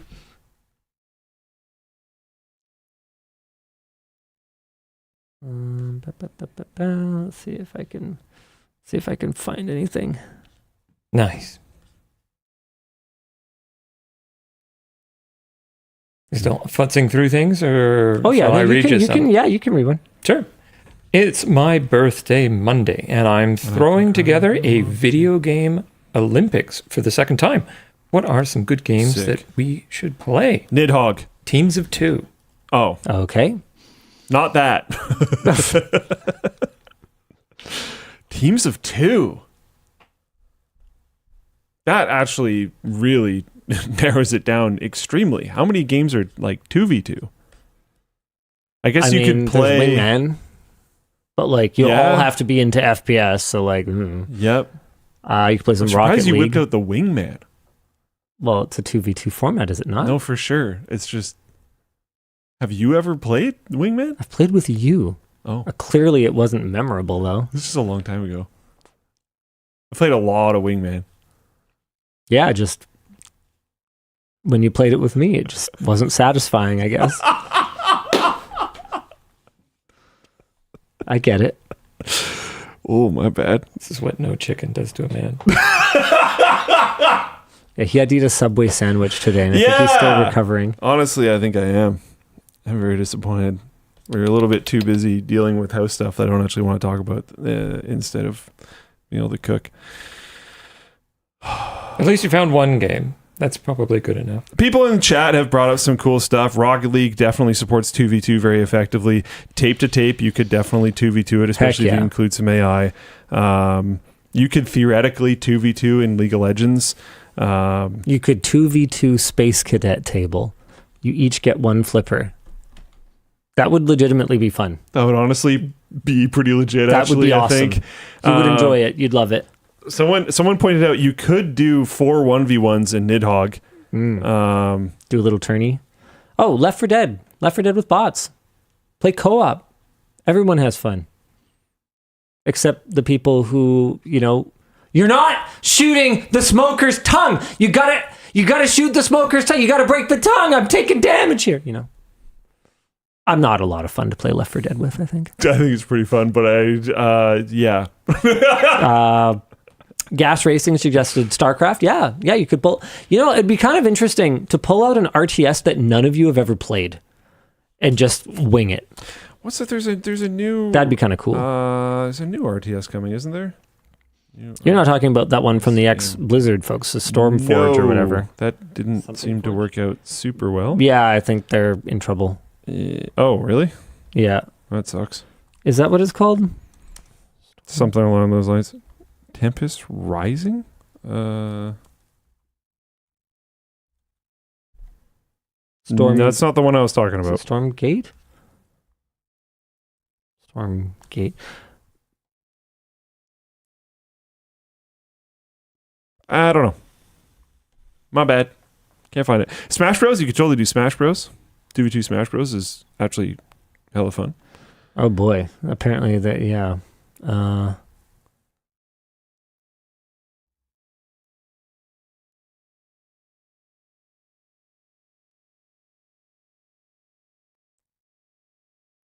So I actually agree. The word scam is used in contexts that are like not good. I don't have a lot of context for this drama, but yeah, words mean what they mean. Get good. Also, this is a bit of a problem though. Did it get review bombed That's possible. after he said stuff? Apparently in our language. Yeah. Well, good luck with that. I have no idea what's going on with that game. Do you want some more? I do. Hello from Japan. I'm currently on the train heading back to the airport to catch my flight back to Canada. Have any of you also been here? Would love to hear your experience if you have. Luke and I went to Japan together once. Yeah. It was great, actually. It was a Yeah, other than the really awesome a trip. little bit of light sexual harassment on your part, but okay. What? You tried to get me naked. Oh, I did. He did. I was naked. He was.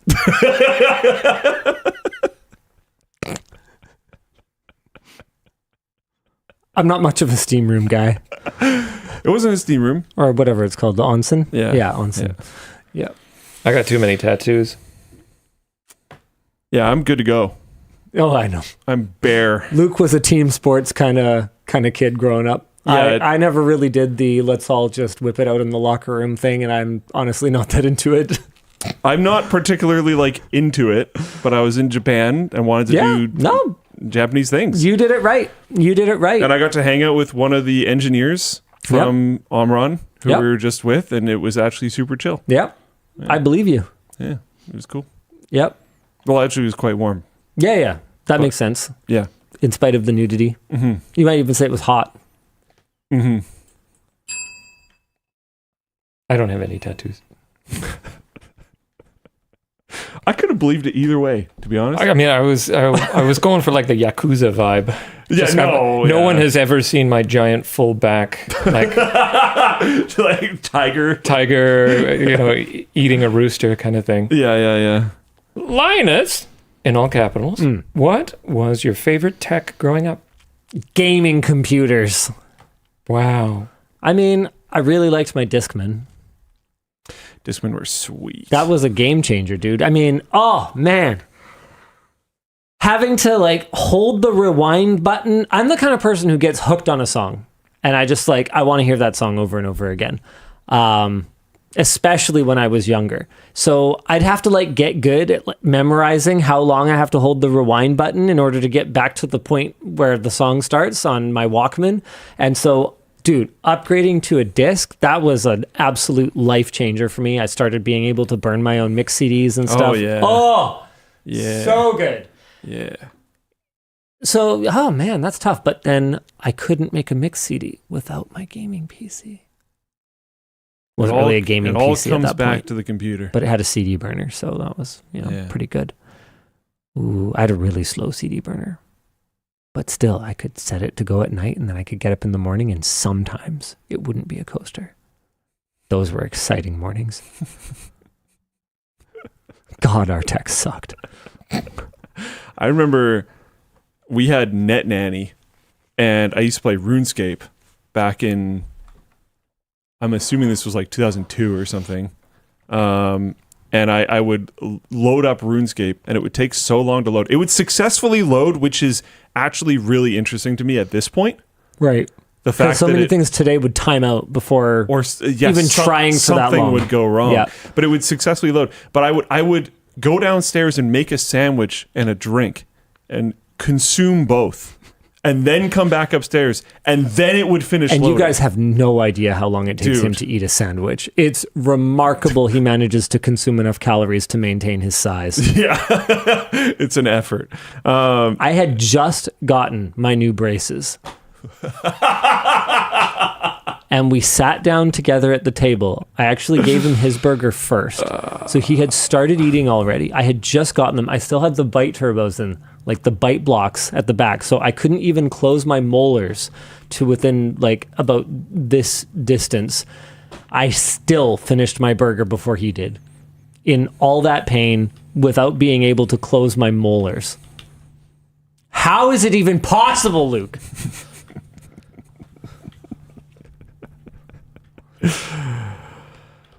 Anyways, yeah, that was a heck of a thing. I don't remember why I brought that up, but yeah, I did that all the time. Anyways, Luke Nukem, which Battlefield was your favorite? Quality reference. I put way too many hours in 1942. Also, so glad the Supersoft is back. Ruined my last one, frying burgers. Oh, okay. What is it the fashion team told me? I think it's dish soap and baking soda and pre-treated and then wash it. You should be able to get grease stains out of it. It's a thing. Anyway, carry on. 1942 was incredible. I think the most condensed fun, if that's a term that I can use that people will understand, that I had was Bad Company 2. Wasn't 1942 the first one? That would make sense. I'm trying to remember. Anyway, carry on. And then I think it had a few expansions and stuff that kept it going for a while. 1942, I feel like, was pretty long lasting. But honestly, the one, and this might just because like the friends that I had to play with at the time and stuff, but Battlefield 3 hit pretty hard for me. I think I'd go with Battlefield 3. 1942 was incredible, but I think Battlefield 3 got the most like enjoyment, but it might have been because of the social aspect that was coming along with it. 1942's Wake Island was such an experience, Jamesh said in Floatplane chat, and that made me think, this was my whole pain. Honestly, Wake Island specifically was my whole pain with the new maps in Battlefield 6 and knowing how small they are. Because Wake Island, like, really, it felt like a campaign of this crazy push-pull. And the new maps are like, there's one kind of mountain in the middle, and you just kind of fight in a ring around it, and that's like one of the biggest maps they have. It's like, oh, what? Hold on. Remember how bad games looked? Remember how... Do you remember I'm that's completely what okay that with looked? it. Oh, yeah, I do. I don't have the... like, when people are like, oh, Morrowind looks so bad, you for sure remember it differently than it looks. And then I see a screenshot of Morrowind, and I'm like, that's exactly how I remember it looking. Sounds good. This helicopter, what is it, a Cybertruck? Sick, dude. Wow. Heck yeah. When I see screenshots of like 1.6, I really want to play the game as is. I don't want it to look better. I want it to look like that. I want grenades to just be bricks that fly through the air. Dude, that's awesome. Why not? Yeah, why not? Screw graphics, man. Who needs them? Give me good games again. Who needs them? Linus, can you buy the Canucks so that they stop sucking? It's quality texture right here. Green. Sorry, what is it? Can you buy the Canucks I can't so that see they it. stop sucking? Oh, you're not talking to me. I'm sorry. No, I can't see this. Oh. Oh, fine. Sorry. Fine. Can I buy the Canucks? What are you even talking about? I have no idea how to run a sports team. B, oh my Obviously. God, with what money? The coach doesn't seem to either, I guess. Wow. Mean. Boom roasted. Mean. You play tape to tape. You probably know enough about hacky. Yeah, for sure. Hacky. Nope. I have no ideas to make the Canucks stop sucking. At this point, I might as well just cheer for the oil, hope they can get McDavid signed and make another push. Let's go, boys. And the last one I got for you today. Hey, Linus, now that you've been the Chief Vision Officer for a while, is it a position you think could work at any other company, or is also being the CEO's boss an integral component? Yeah, I think that it basically is the CEO's job to have the vision for the company normally, but because our structure, where I'm also the primary shareholder, and I mostly just needed to offload all the other aspects of what the CEO does, it did make sense to break those things out. It's not something I'd really recommend. Like you wouldn't want... The only reason that my role works is because in addition to my title, I also just carry pretty heavy sort of soft power, is the way Taryn first described it to me when I was bewildered at some point about why people were listening to me about something. And he was like, well, you got to understand, you can't just like make comments flippantly, because you've got to understand that whether you say to do something or don't say to do something, when you say stuff, people... It's high priority actioned. People... Automatically every time. Sometimes even if I tell people not to, which I'm not actually referring to you, Dan, believe it or not. There was someone else I ran into recently where I explicitly said... I asked a question. Yeah, that's right. I asked a question to someone in accounting. I was like, hey, do you happen to know this? And they were like, no, I'd have to look that up. And I said, that's too much work. Don't do it. And I left. But now you've and earwormed them. they came back to me like 40 minutes later, having created this wonderful summary of what I asked. And I said, okay, so I know your mother-in-law will operate in this fashion where they say, you know, oh gosh, it'd sure be nice if the temperature was a little higher in here, but no trouble, don't get up and turn it up. That is not how I work. If I explicitly say, do not do something, I consider any further action on doing that thing a complete and utter waste of time, not to be done. But I think something that people you can't handle that. struggle And I get to it. get, though, I get it. is that if someone did that to you and it was interesting enough to you, you wouldn't be able to stop but doing it. I don't know. Do you have an example? I don't think so. I think you're going to have to give me an example. This is a suspicion. Oh, okay. If you catch me in it, though, you got to nail me on it. And you got to bring it to WAN Show. For sure, don't have an example. Don't even tell me at the time. And I can't think of one. Catch me on it and bring it to WAN Show. I'll ready. try. We'll see. I'm ready. The problem is you would have to be sufficiently interested in the thing. Yeah, this wasn't it's not just interesting. anything. Oh, okay. Yeah, it wasn't an interesting thing I asked. Got it. Okay. Yeah, I was just curious. It was for like a throwaway joke in a video or something. Like I was just like, if I said this, would it be true? And so I was doing a quick fact check, and then it was more than 3 seconds of work. And so I was like, this is not worth it. I will write a different joke. Got it. I get that then. That makes sense. What I'm trying to describe is like if someone serves you the like most interesting looking thing of your day, but then it can't necessarily like turn into something more valuable, and you're like, oh, I can do whatever. And they're like, oh, never mind. It's fine. I think you'd be very tempted to follow through to that anyways. Maybe. But that's a specific scenario and is not what you're just describing. Tim says, okay, I've got to ask. I know you have ADHD, but do you have autism? Because I have autism, and that kind of no, really, I mean the exact thing I say is only something I see with other people with autism. I'm not diagnosed. It's clearly not super severe. However, I have more than one family member somewhere on the spectrum, like actually diagnosed. And my whole clan is a little spectrumy. And I mean that in the, kindest, fuzziest possible way. I definitely do experience things that other people with autism report experiencing. I'll do things like when I'm walking, I'll accidentally kind of brush my foot on the ground in a particular way, and then I'll have to do it again. Otherwise, I can't cancel it out. Like there's weird sensory stuff like that. But clearly, it's not a hindrance, so there's never been really any need to get a formal diagnosis. Ixfin says undiagnosed, but what else could it be? Yeah, pretty much. Spectrumy is my word that I like to use to describe it, says Shraf2K, because it can never be wrong. Literally everyone, all the way from 0 to 1, I think sometimes is on a spectrum. We care too much about giving ourselves special little, which is the kind of literal Pokemon elements. Literal label. I'm a fired wind type. Fired flying type. Spectrumy is the kind of literal label that someone spectrumy would apply. Yeah. It's technically true. Nice. But I don't know. I can't care too much about it. Yeah. Yeah.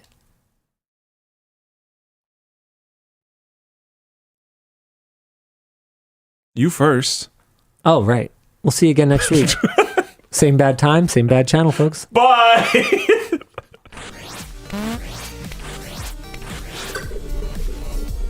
No, you hang up. No, you hang up.